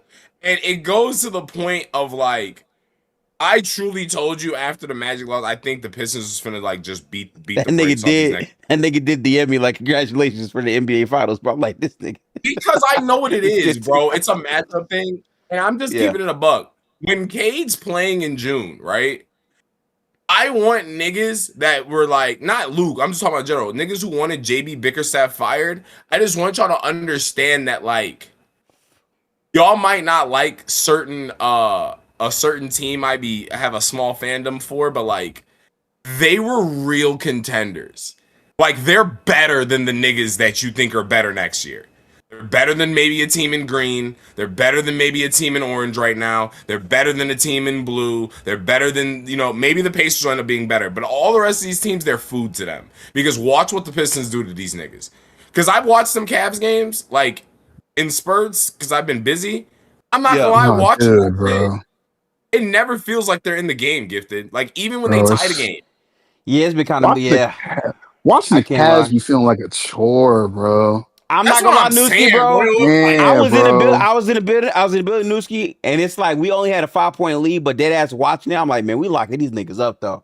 But they were like randomly scoring some baskets here and there, so it's not a blowout, but yeah, like that's the thing, like y'all really were, bro. The game, and then Cade came down the court, and it was like, bro, this is what I mean by like, Cade truly can be like one of the 3 best. Like, we really don't know, bro. It's just the turnovers, man. The only problem I have with Cade are the turnovers with like the handle sometimes. Out of all the wings, like I tell you, I love Paulo. Paulo is not a nigga that like is going to be Bron type. I'm on the his handle not like that. The way he playing that he don't move like. Cade truly is the only nigga that I'm like, boy, this nigga is 6'8" with guard skills. Like, true, like, oh my God. Like, every possession, he needs the ball because when he comes down, it truly can be anything. Rudy Lay! Oh my God, back to back, bro. Back to back lays. He going to the Hall of Fame. He going to the Hall of Fame. Let's get right. Let's go. Haul me up. I'm trying to see if he lock up who in this series. Damn. That's what I'm waiting on. But Cade is whenever I watch Cade play, I just see a real nigga. I don't know how to explain it, bro. Like, I don't even think he's, tell you, bro. Like, but it's not like it's not no ranking. Like I have a ranking of him. I don't even have like a strong opinion of him. I just watch him play and I'm just like, bro, he a real nigga. Like, I don't know. It's so weird, bro. Here comes the run. Gifted, we were watching them. I was cheering for Paulo, right? I was watching every time Cade took a shot. I was like, damn, that's a good shot. Like, even when he was having bad games, it was like, bro, this nigga is still getting, even though he was like playing better defenders, he was still getting what he wants. It was just make or miss. Oh my God. Tough basket, man. Shit. And he's the nigga that actually can make the dynasty, right? Oh, like, here comes Derek off the mic for his FC. You barely even been vocal about your FC this year. You were more of that FC before Wemby. Realistically, I know, because I had to get it off because I was early. I was there. You were very early though. What? I saw the vision. He said he thinks the high end ceiling of his sale is basically Chris Middleton, damn near. And I'm like, oh, okay, not bad. I said Devin could be Wemby's Milton. Yeah, okay. I hear it. I like his game. Had a healthy year. Was cool. We definitely got to start finishing layups a little bit better, but we a shooter. In the chat, Jubo said Vassell only hits tough shots. Yo, that no dippy hit was crazy, by the way. That was best shot of the whole playoffs. I think I understand like why I view Cade like the way I do, and I heard like I be hearing Real Talk say it, and I don't even want to like do that, but it's like. I heard Real Talk say it, and it makes sense, bro. Cade is guard Tatum, bro. Like, let's just give it a buck, bro. Like, let's just be real, bro. Yeah, like, okay. No. Say this. No. Austin Wilson though, like, Austin Wilson though, like, he does a lot of like, he has a lot of great ancillary traits. No, that, yeah, like, just like, just that's where I'm coming from. If Tatum was actually like superstar, not superstar, but like all-time skills nice, right? He's just very tall and very talented and very athletic. Like he has everything on like a A or like an A- tenure, right? Like a B plus A- tenure. Bro, Cade just got that A+ shit, Joe. That's really what it is. The ball handling really is better. The difference. Like it really is only that. I think his shot selection is better. Like I don't think niggas understand how much better I think Cade is at the same age at Cade and Tatum were like the same age. I think Cade, the level of what how old is Cade again? Cade is 24.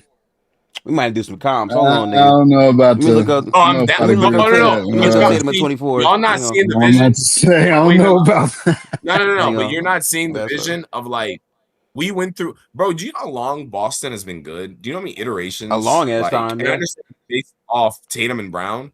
But like, I want y'all to understand that there's versions of teams that the Celtics had that had like no chance to win a title that are better than this Piston team right now, supporting cast. And I want y'all to understand, like, if Cade's in that spot, like if Cade's in Tatum's spot, they probably win in 2022. They probably win or at least make the finals in 2020. Like, there would be more success, high-end success, I believe. Oh, good pass, Fox. That's filthy. Good cut. Great pass. I mean, they played great cut too. Great cut too. Just for clarity, for those who might not know this, Jason Tatum's age 24 season is the year he averaged 30. I'm about to say, like, we gotta. But look though. Wait, no. Just remember what we've done in this league. Newski,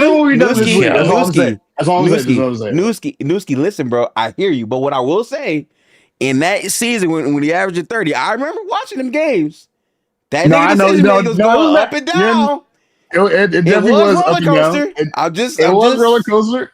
But I can say the same thing for Cade. What do you mean? I think the decision making is a lot higher as a playmaker. More extremely higher. It is higher, especially if you're comparing. It is way higher, especially if you're comparing them at the same age. No, Cade is definitely like that's all I'm saying. So I hear that. I will concede that point. And it's funny because again, me and Derek used to literally do fucking fit. Like I remember we would have spaces about Tatum in the first 3 weeks. Is he the MVP? Like, oh, he's playing better than 2016. Like we were saying a lot of shit at the time, right? What I really remember is he said, "Niggas not remember how he started that year." No. Like I was so like, I do. Oh my he was god, on that. bro. No. But listen. The problem we had is like, why does Tatum not post up more? Did we say that, Derek? Do we not say that, Derek? He still don't do that enough. And KD posting up all the time. Yeah, I'm about to say he's one of the best post players in the league. I mean, I say that about every wing. Said about LeBron back in like the early 2010s. Like every single, it goes on forever. Yeah. If you have a 6'8" or better frame, you routinely get mismatches. Why do you not post up? You can develop a bag, just use brute force, or even better, especially because most of these guys are not amazing passers. Obviously, some of these guys have developed, and LeBron was, but he was, the anomaly. It is easier to play make from the post than it is the top of the key. It is better to not have to worry about your dribble live against a defender poking at the ball than it is back to the basket. Why not utilize that skill? It's insane. The weird thing is, Tatum is a weirdly great post-up player. He just doesn't do it a lot. Yeah. So, I mean, and part of it's a scheme thing, like spacing and all that has, altered some, how we view the post and how it's utilized. But I just think when you're struggling, when you need a counter, and we talked about Boston needing counters, that needs to be one. I'm saying it was right there. I thought they'd go to it more with his Achilles injury, but I don't know. They just kind of had him playing the same way. Almost just decided to abandon what he did in the regular season. So there's no Jordan. Shout out Cade, shout out Tatum, shout out Ant. I will never forget in the summer of 2024 when I had to hear niggas doomering over what Team USA would look like when these old niggas stopped playing. I will never forget that. That is pussy. That was y'all would just be a pussy. It made sense though. I get why they felt that way. I get why they felt that way. But it's like I get why, but it's like you just weren't familiar with like the rest of the American talent. That's just what it was, bro. You were pussy. It just is what it is, bro. Shit, I'm still terrified. You have a healthy Joel Embiid, Wemby, Gobert. Shit. Come on, bro. My goodness. We're in 26, bro. Healthy Embiid. Let's be real. Yo, you might need to pull up. I've got ESPN on. I'm watching the highlights of this Liberty game. Is it bad? Liberty cruising, but there was one of the worst drops I've ever seen in my life. Oh, yo, Google honestly, just type in Liberty highlights. It'll come up. Okay. All right, bet. It was a trip. It might have been Junebug, but I didn't see the zoom in version. I saw someone touch Earth. Hey, Liberty highlights. Yeah. All right. Man, fuck the Liberty highlights, man. Nah, we got. We're in it for one. We're in it for one particular one. Let me see. Let's see if I can tell you what it Bro, Gifted, we are really in trouble with Kade Cunningham. I want niggas to know that. I'm looking at these stats and I'm like, no, I'm just saying he's not even efficient yet. Yo, who scored that? Was that Ed? I think that was Ed. I think that was Ed that did that shit, bro. Of course it is, man. They can't guard him. Bad knees, man. They're two bad knees, man. You know, two bad knees. That nigga is not healthy. But look, 5 bad knees. Gifted 8 minutes and 30 seconds when we pull it back up. All right, better 8 minutes. Oh, you're gonna put 8 minutes 30 seconds in the second quarter. That's a bad idea. Yeah, come here. Uh-oh. I thought Nas was gonna shoot that shit. Oh, I was right. Don't take that. Oh, I like that better. I like that better. That was nasty. I like that better than the fucking quarter 3 effort. I thought he was gonna take that quarter 3 Gifted. I was like, what I did fuck, too. Man? Yeah. I actually did as well. Bro, that shit is impossible. Wemby, what are you doing with that shit? I just missed it. What are you doing? That shit. He's just the greatest taps player of all time. Yes. Oh, 11 already. Anyway, this nigga's gonna catch it. Come on, Jaden. Quick three, Jaden. Quick three, Jaden. That's a big one. That's a big one. That's a big one right there. Man, it was looking dark in that first quarter. We were down. It's like one of 14. 1 of 14 at one point. Yeah, that was great. So like that, okay. So it was 18-3. So like real quick, yeah, that drive right there on Castle, the drive that Castle just did, like that's you guys think that's a handle problem? I mean, I think that time he was just looking for the foul. Okay. He's always looking for the foul. I think that's a problem too. Yeah. He's always. I don't know why people always are mad about Shade. The biggest grifter is the Castle, man. That's not even. No, I'm not gonna lie. It's been. I'm sorry, Mo. Why did Champagne not go for that ball? Yeah, that's what I don't understand. He stayed right there in the corner for some reason. He probably thought he was better than. At the same time, Wemby could have. At the same time, Wemby could have passed that better though. I mean, yeah, don't definitely. Take that pass it out. Now attack it. Yes, that's a good shot. Good shot. Good board, Wemby. I won't lie. This playoffs, it's been a lot of players just hitting that R2 button and hoping for a foul. I swear. Oh shit. That might have got yeah, that is nasty. That's why they're spamming that trigger button. I'm making a watch right now. Come on, yes. I would have taken that 3. Oh my god! That nigga Wemby came over. He was like, never mind. he was going to try to dunk that. Look, see this? Yeah, I was gonna say. Look, right there, he's gonna think, oh shit, no, pull it down. Fox grabbed him. Nah, that's not fair. Fox grabbed him. Look at that. He should no, fuck that. Well, yeah, he got fouled. Yeah, I'm about to say he got fouled. Hey y'all, do we just have to start respecting the Timberwolves as like playoff rising? I think we have to at this point. Yeah. I feel so iffy about it because they have so many moments of like CTE regular season, but they've consistently produced in the playoffs, man. I don't know, but they only had one playoffs. They only had one playoffs where they lost. They had one playoffs where they didn't have a good showing, even when they had CTE. They didn't have Jeremy Daniels. I think they just cracked the code on how to be. We didn't think it was going to be that like competitive. You're right. They were beating the shit Memphis like half the time, bro. It was just going. We should have beaten Memphis. I'm not gonna lie, bro. Most of the might have just cracked the code on how to last. Yeah, they might have just cracked the code on how to last throughout the entire season. Because if they played how they did in the playoffs, the whole regular season, they'd easily hit like 60. That wins. probably wouldn't be sustainable. If they did that, yeah, but that's not. It wouldn't be sustainable. So, and they're still injured too. So. I don't know. In the chat, Junebug said Fox's ass. Sorry, this dude can't hit wide open middies or score in transition. Get the fuck off my team. He didn't say that. I added that part in, but you know. Oh, man. I mean, basically, that's basically how you feel. Damn, bro. So I'm about to see Fox's contract all over Twitter again. Oh shit. De'Aaron Fox or Jaylen Brown? Who says no? Me. I want y'all to know. No, gifted. Not like a lose-loser. Me, I say that. No. Ain't no fucking lose. They would instantly put him at the 3. Like, no, gifted. We're not giving the Spurs instant championships. No. Why not, man? I like greatness, bro. We already gave him 5, man. We're good, man. Wait, hold on. Oh, no. Gifted, are you ready for the takes that Jaylen Brown the Jaylen Brown takes niggas go get off? If Jaylen Brown hooks up with Wemby, do you know the takes I'm gonna be able to get off on you niggas, bro?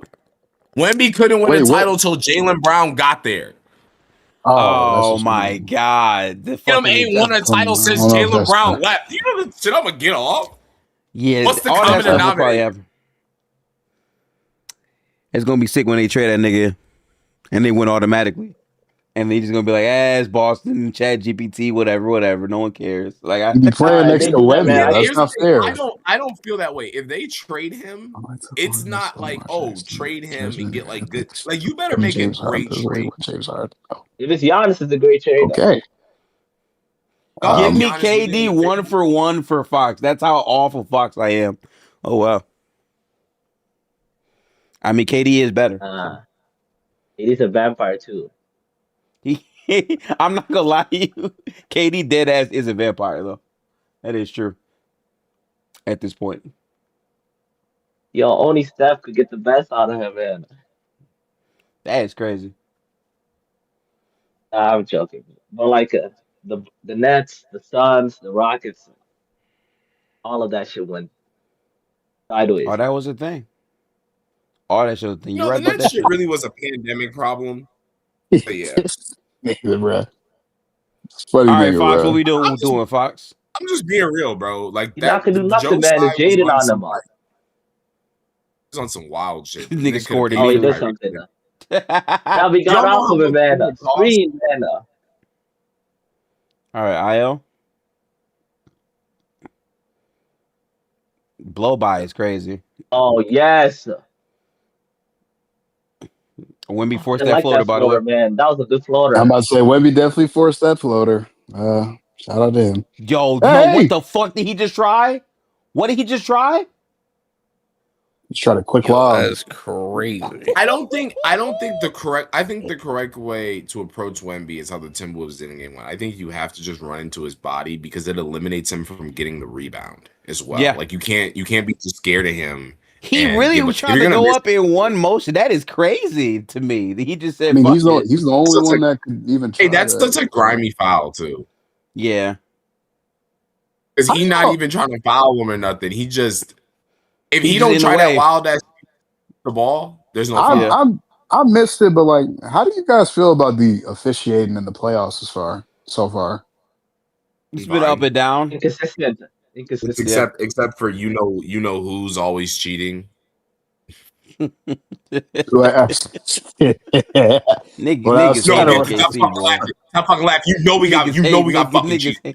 Niggas hate us. We could have got swept regardless. Oh my God, bro. Listen, we could have fucking got swept regardless. It might, instead of 18 points, might have just been like 5 points or 7 points. But the fact of the matter is, we fucking cheated us out a chance to win that game. I'm not trying to hear that shit, bro. Cry harder, bro. Here, bro. Shay's on the bench for the third quarter. I don't like her. Be better. Be better. I'm okay with OKC doing what they do on offense. It just when they play prison ball on defense, man, the ref don't call a foul. I don't like that. Shit is fucking ridiculous, be consistent, bro. Man. You can't just let. I know what they're doing, bro. Somebody made it tweet. I know what they're doing now. Lou Dort, man, play prison ball and hack the shit out of people. Yeah. It makes no sense for them to be ref this way. They built up this reputation. They let OKC get away with this. So when Wemby starts beating the fuck out of them, all like Wemby, and Wemby's just go, fuck out of here, man. Oh, that's I see what you're saying. The plot. Because it makes no fucking sense for a team in Oklahoma City to be completely ref this different. Well, that was a good move, man. Fuck out of here. That was a good move out of end. I can't lie. Like in America. Like overall in America, Shea FC is not as high as like every other superstar FC. It doesn't make sense. Oh, Brian, that's a big three. Brian! That's a big shot out of Brian. Oh, my goodness. Good as it's bad for how good he is. I'll say that. So they really have Carter Bryant guarding in. I like that though. I do like that. Come on, don't double, man. Just let the kid isolate them. That's what I'm saying. Don't double that. Oh, Jade, a good follow. Oh my God! He punched on him. He did get him. He did get him. Oh my God, Julius! He tried him, and he did got him. I promise you, when we want that shit back, bro. Throw that shit, Castle. Fuck, get my shit back, man. Damn, throw the ball. Hey, one thing about women, I'm better than you. They forcibly get him instant get back. Like if you, yeah, he's never going. He's always trying to get that get back, bro. He low-key wanted to yam that bitch. the only reason he didn't block it is because his hand was like right before the rim. He could have blocked it. He came over slightly earlier. You got to go quick on him. And that's a bad foul to end. Why did he even push right there? That's a horrible foul. Oh my God! When players do that, it drives me nuts. I really hate when stars do that. Yeah, it's a very dumb foul, bro. That's all it is. Wait, let me know, Coach. You talking about a dumb foul or a take foul or? Yeah. Oh my goodness. He pushed him when he had the open up like nigga. Fouls. I cannot stand it. Let it happen. Yeah. If you want to just go hit him, you can meet him in half court and just deck him. If you really just want to hit a guy out of the air, just hit him harder in normal position and don't give him an extra point. Someone when they're in the air. Okay. Yeah, that is taboo to me. I lose my absolute mind. That shit. I lose my absolute mind when I see that. Yeah, because like it's not even debatable. Like it's just gonna be a clear foul on you every single time. It's a clear foul, but I think it's one of the dirtiest things you can do in basketball. God damn! But see, that's what I'm. That was bro. Was crazy, like, Steph Farm. Do you not see everybody pushing the R2 button and just like praying for like damn, bro. You see Randall just deck Castle for a drive? Like damn, I do bro. see it. I do indeed see it. Hey, there was no call. Way better than 18-3. This is way better than 18-3, man. I agree with that, Mom. Yeah. Yeah. Gift, did you want to fire up that Liberty clip? Oh yeah. Yep. Do that shit right now. I didn't see the clip. Hey man, so gotta watch that 8:30 in the second. Hey, this is gonna be a war. It's gonna be a game of runs back and forth. Absolutely, we gotta be ready for the challenge. I love the response after getting dunked on from Wemby getting that and one. No. Tell him, Joe. Tell him, Joe. You here? Sorry, Joe. 8:30 in the second, Gifted, not 8:30 in the. Okay, I bet. I've been here, Ace. Well, not technically. I've been watching the game. I'm just talking about your team type shit. No, for sure. No, I saw what was going on. I saw what was going on with their bench. They were pointing and laughing at Wemby after he got dunked on. Is it right here, Derek? Okay. Yeah, this is it. I mean, I don't know what you wanted him to do. It's not. Oh my god! Oh no! My FC's out the playoffs. We got to wind that back, bro. Hold on, Chad. Hold on, Chad. I'm gonna put this shit on mute for copyright just real quick. I need Chad to see this. Hold on. Look at this shit. Bitch. Ooh. Whoa. What am I looking at? Did she make that? That's bad. Yeah. It's a highlight. That is a highlight. It's crazy. She got this highlight while she's that's so sad. Lay. Oh no, midi pull. That's even better. The midi pull make it crazy for me. Wow. That was good. Damn. Oh my god. Wow. I gotta tap. Yeah. I gotta tap into W hoops. I haven't watched any today. Wow. Really bad timing for it to come back, honestly, but I'm here. We gotta come back after the playoffs. That would be a better idea for them. Like when there's no playoffs. Yeah, exactly. Nah, actually, I'm not gonna lie to y'all. It's actually not a bad time to start because we only have like 2 NBA games. Like soon you're only gonna get one game a night, and then they're gonna have like really they should work in conjunction with the NBA. So like make sure they got a big game at like 9:00 on the days that like when the Eastern Conference Finals happen, make sure the Eastern Conference Finals game's at 7, wrap it up by 9:30, have a big game on by 9. So people that are just staying up, they can maybe want to watch more basketball, you just assimilate those viewers. Like I feel like there's a lot of things business-wise the WNBA could do better than they refuse to do. I think the biggest problem is like when they run games. Like the problem is they're not doing this because like what you said makes sense. That's why they're not doing it. So that's easier to pay attention. They do be doing shit. I mean, no, he's right. I think the number one biggest problem that they have is they are NBA like their NBA investments, so they're forcing them to play in the arena. But in all honesty, they should be playing in smaller arenas, so it gives the game a better feel because you're not selling all those tickets. I mean, but there's some teams that are though. No, there are, but you understand what I'm saying, Gifted. Like, if you're not selling out your arena, just fuck around and go to like the local smaller arena for a couple years. Watch how the games, when your team's on TV, watch how it feels. It'll feel more hype and shit, right? No, yeah, absolutely. Oh, so we got Caitlin Clark versus Paige tomorrow. I might stream that. It's at 1 a.m. Bet. I might stream that. Wait, I can't get unmuted, man. Yeah. Wait. I can't believe Paige sold the modern day possible women's version of a Kobe and Shaq pairing just because she wanted her ex-girlfriend in the same gym. What you mean ex-girlfriend? Like, you only hear this in the WNBA. Like, just that's what I'm saying. Like, but is either still her girlfriend or her ex-girlfriend, but they used to like mess around. I know why you said ex. Okay, so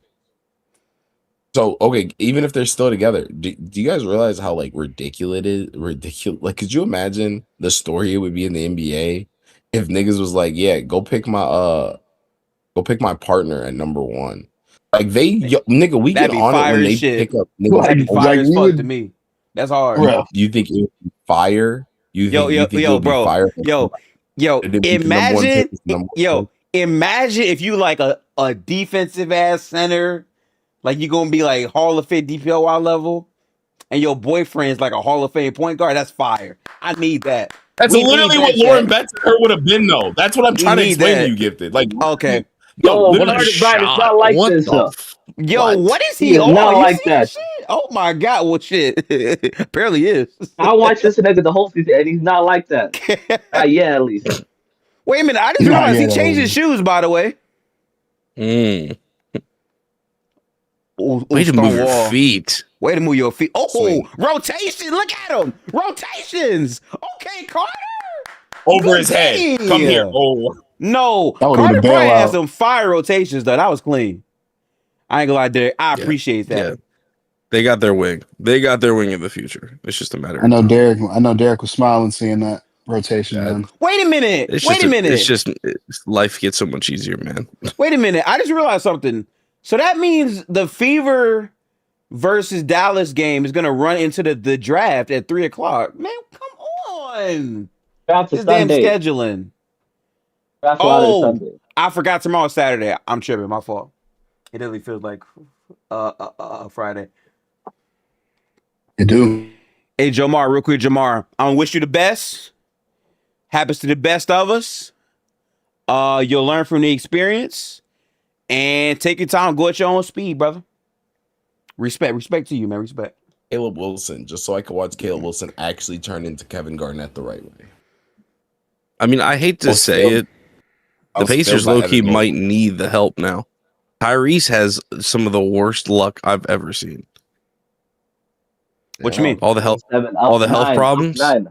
He only had, I think, shingles for like 3 weeks. Yeah, right?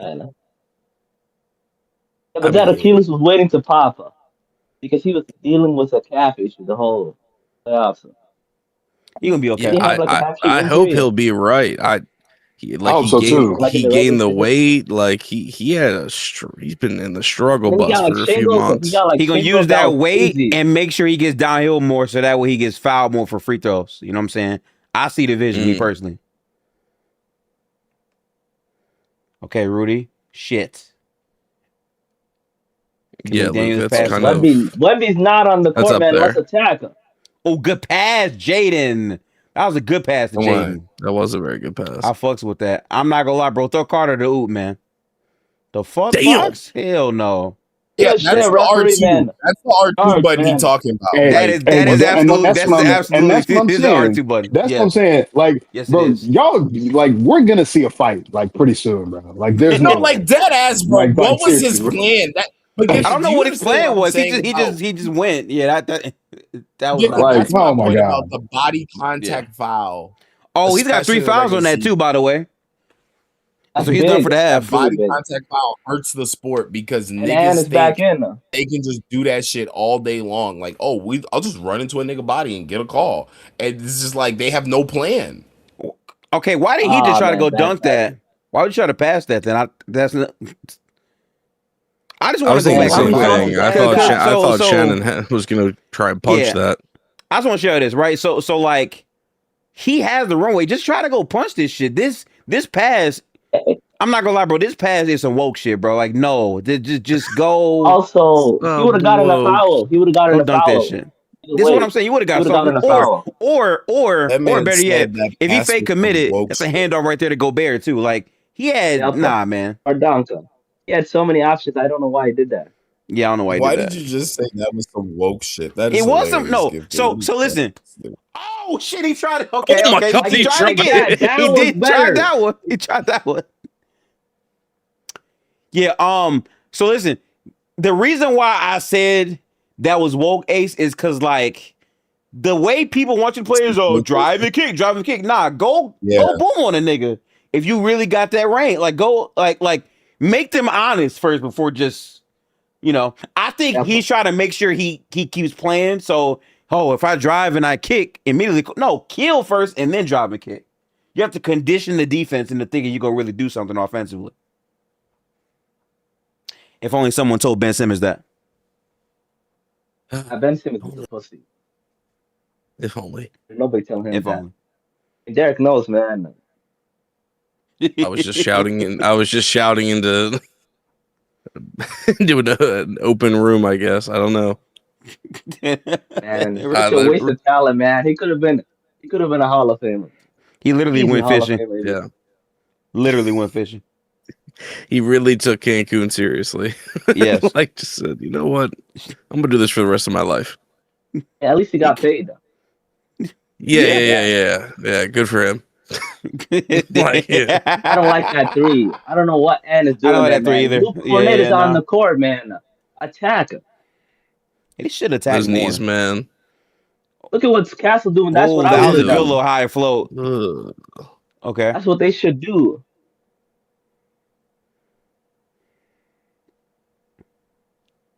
Yes, that's what you got to do. Yeah, that is what you got to do. Especially when Wemby's not on the court. That's when you got to funnel that shit into the paint. Yeah. Is Gobert just uncoordinated? Yes. Yes. It's been his biggest Achilles heel. It's been his biggest Achilles heel like since he's been in the pro. It's weird because he's only uncoordinated on offense. Defense, he's actually really saying. Like nobody could have put this nigga with like a hand-eye coordinated fucking like juggler circus type nigga for like 2 years. So I'm not gonna lie to you, Ace. I'm not gonna lie to you. The reps are coming in 2 years. He's in the off season. He's working on the shot. Like a lot of things are gonna come into fruition. We just gotta wait a little bit longer. It's also just harder. But I'm not gonna lie though. It's harder to become more coordinated as you're older though. I'm not gonna lie. So, bro, I'm not even trying to hold this nigga because Drummond literally is hitting threes now. You know what I'm saying? Yeah, so like, man. That's a clear offensive foul. Yeah. I ain't gonna lie. Threes is strong. He hit 3. No, I'm not talking about Gobert hitting threes. I'm talking about the Drummond, bro. Drummond was such a bad shooter. They used to hack that nigga to go to the free throw line. Now he's still hitting a bad threes free in throw playoff shooter. games. No, but he's hitting threes in playoff games in the fourth quarter in close games. I watched him hit threes against dagger Boston. Threes, Asa, in the play. That's what I'm saying. Nas got 3 fouls too. That's pretty big. Oh, I'm just pointing out like he could get better. What are they challenging? I don't know what they're challenging there. Yo, that's a waste of a challenge. Unless he fouled him before he hit him on the face, before he hit him in the face. That's the only way I would challenge him. Got to boot up Rivals right now. Hang on, booting up. I was gonna say I think I got a dip. Sadly. Yep. I'm ending the stream in like what is it, 15 minutes anyway because I got to bounce at 11. I'm sick because this game is close. Such a good game.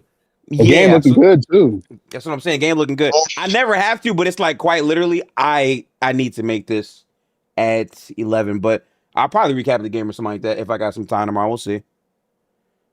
Let me fire up here. I'll catch y'all. Have a good night. Have a great one, man. Have a great one. Later, Derek.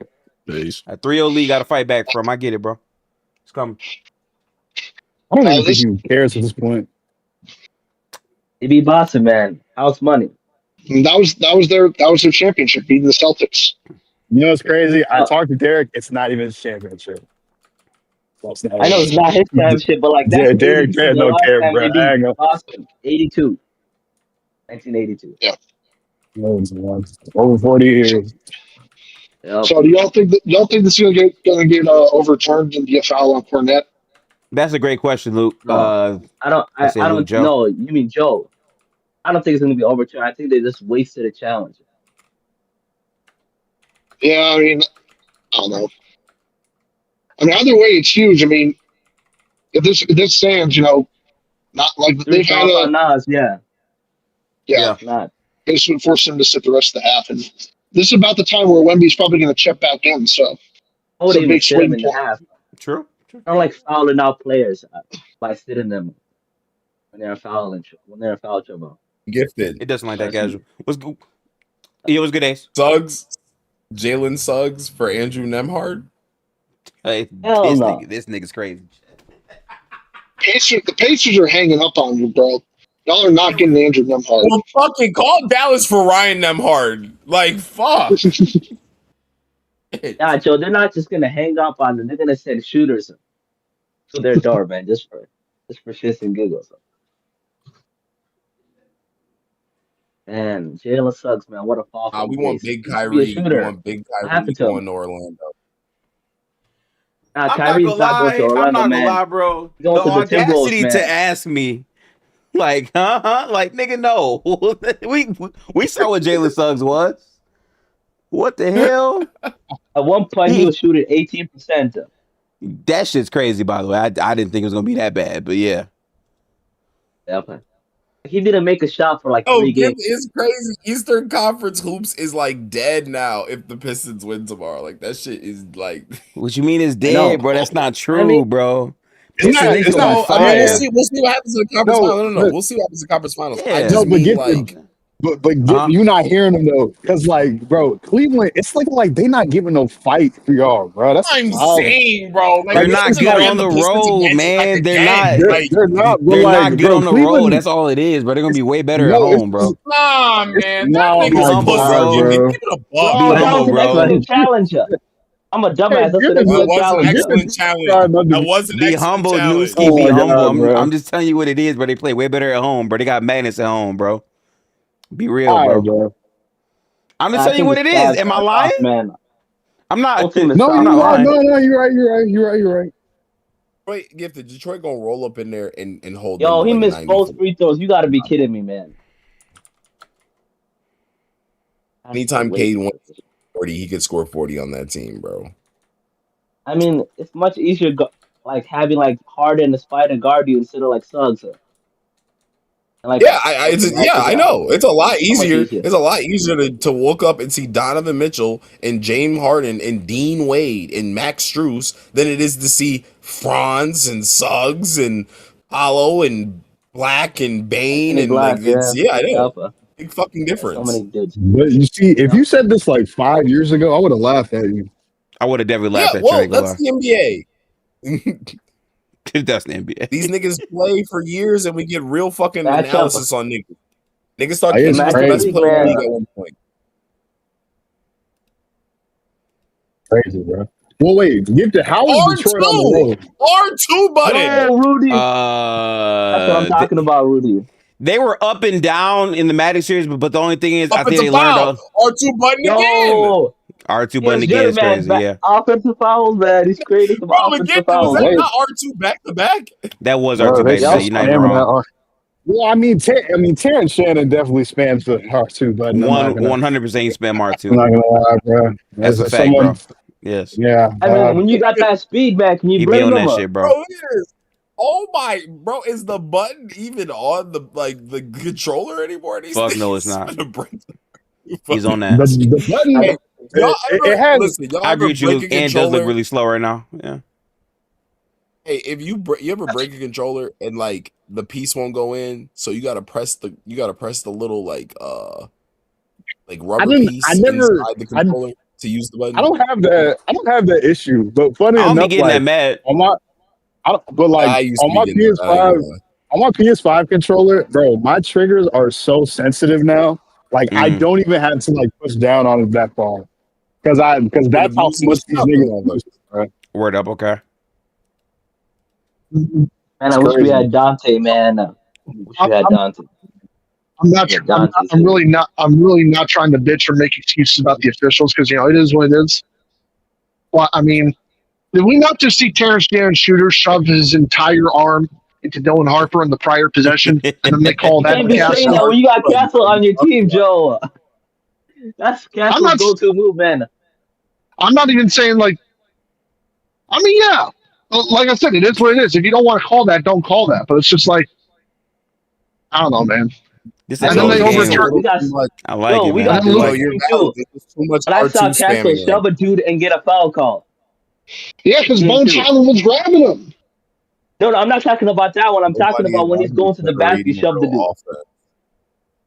They're just running full speed into niggas, bro. There's It's a no. lot, man. No, but I'm saying, like Castle, I saw him shove a dude, like, and then and he went to the line. That should have. I think that could have been a blocking foul. I'm Hey, being maybe. honest. Potentially. Sorry, we just got to execute. No excuses, no fear, no running. We got no excuses. We got to execute. We got to No more execute. childish That's versus all. the It's the only game. good series going. Y'all You still in right the here. game. You right here, Joe. You right here. You still in the game, bro. You are right here. This is the only good series, man. This is the only Shit, good. It's true. This is just the like, only good damn, like, series bro, they going. really, man, just running. It is kind of looking like football. This is the only good series. Like Ace was talking about, like it might be. Like he was talking about the East, man. The West, it's gonna be Yeah, we'll see you in the 4-0 Western OKC. Conference Finals. I can hear the Yeah, that's the quiver in only good Joe's series. voice. I'm crying. Yeah, I don't know why Mitch would challenge so early. I would have saved my shit for the Nas. Oh Ooh, yeah. Nas. fourth quarter That's at why it's least. big to I saw challenge that. that. To keep him on the court Yeah. True. because of that three.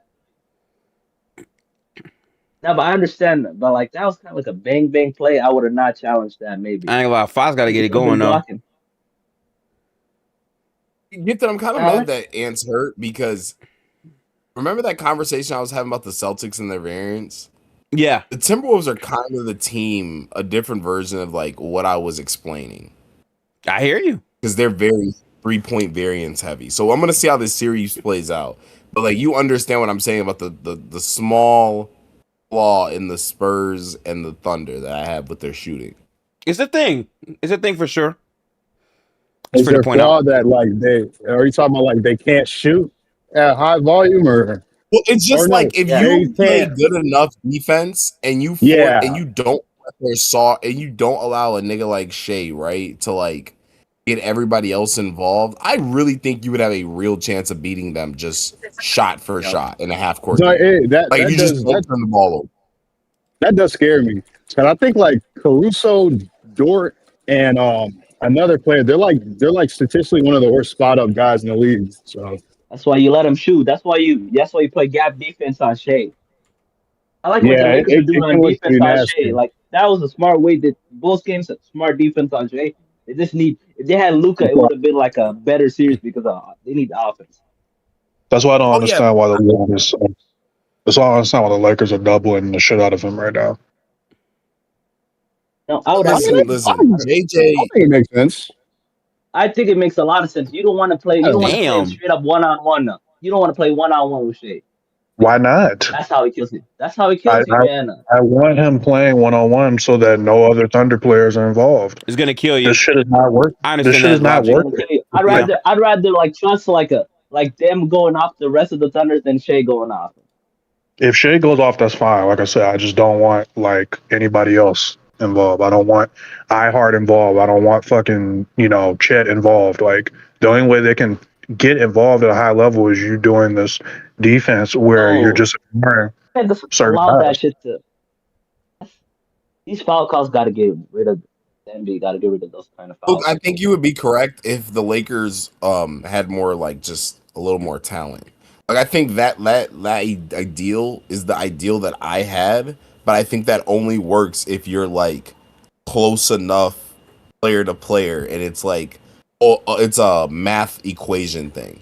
Like over a certain amount of time, these niggas not scoring and Shea having to do all the work is gonna pay dividends in a fourth quarter or like a game 4. You know what I'm saying? Late in the game, like you consistently having to like when his legs are gone, your legs are gone. You're putting up all these shots, and my team's generating 3-point shots that are like good for shooters, while you're generating shots where they're bad shooters and they're being contested. So they're definitely not making these shots. I think that's especially with J-Dub out. That's the ideal that I have. I just don't think the Lakers have right there, and how is that not a foul? You guys didn't lose the game offensively. Like, sure, could they have played back? Because they turned the ball over a grip, but y'all gave up 125 points. You're giving away free buckets on so many possessions because you're for whatever reason thinking that the most important thing to do is to limit Shea. I don't know why. It doesn't really make sense to me. Wide open shots. I mean, but like, wouldn't you rather like live with that if it means that Dort, Caruso, and all the other guys are like hitting their shots? Because they're like, again, like their shooters aren't like if you give them like a good enough contest, like they're not going to make their shots. So it's not just threes they're giving up. They're literally doubling and tripling them at half court. Like you're creating defensive breakdowns immediately when the possession starts. So it's not just threes you're giving up, nigga. You giving up layups, dunks. Like you're creating 4-on-3s, like several possessions. And again, the Thunder scored 125 points. Oh, wow. That's a big one. God. That's a big shot to tie the game. Wow, fuck. Why can't I string the rest of this game? It's bullshit. It's gonna be the best game of the series, maybe. No, look, that's why you should play gap defense on him. Show him the double, but like get out of the double quicker. Wish I could. That's what I'm like. Here's the problem. Get out quicker. Doubling works when the rest of the team can't do anything. The Thunder are not one of those teams. They have other guys that can score. That Chet is on the court, nigga. Like just because J-Dub is not playing, it doesn't mean they don't have other guys that can score. I don't get it. Like it doesn't make sense to me. What is the logic works if you rotate well? If you rotate well, all right, man. If they're trying to accomplish by doubling Shea. If he hits that, it's GG's. If he hits that shot, it's GG's. It's a big ass shot right there. Ooh, big bucket. And he's doing that to Castle. I mean, I'm so sure Castle just getting. I'm so sure Castle just getting tossed to the ground. Wharton getting called for a foul. I'm so sure. I'm so sure that. Tony Brothers. It's about to be a good ass second half, bro. I know it, bro. He deserves that, man. He deserves that. I'm so sure, Tony Brothers. I'm so sure. Tony Brothers, good shit, man. We don't reward. There's no foul. I don't think they should call a foul on this at all. But at the same time, Evan Castle did flop, bro. He did not get. No, he did. No, he did. He 100% did. I'm not denying that. It is 11 o'clock. I actually got to bounce. I have an event I'm going to. I mean, I'm looking at the replay. How on earth is this a foul on Castle? Yeah, sorry about that. It's not. All right, chat. Appreciate everyone that was here. Bro, gotta end the stream. Ain't no way. Play Marvel Rivals and shit. You know what I'm saying? Have a great night. I know the game's close than a motherfucker, but listen, I fuck with my team. I gotta show up. It's been very, very, very, very busy. And I gotta lock in because the tournament is literally tomorrow. So I'll catch y'all. Peace out. We'll be doing a game recap probably tomorrow. Peace out, y'all. Have a good night.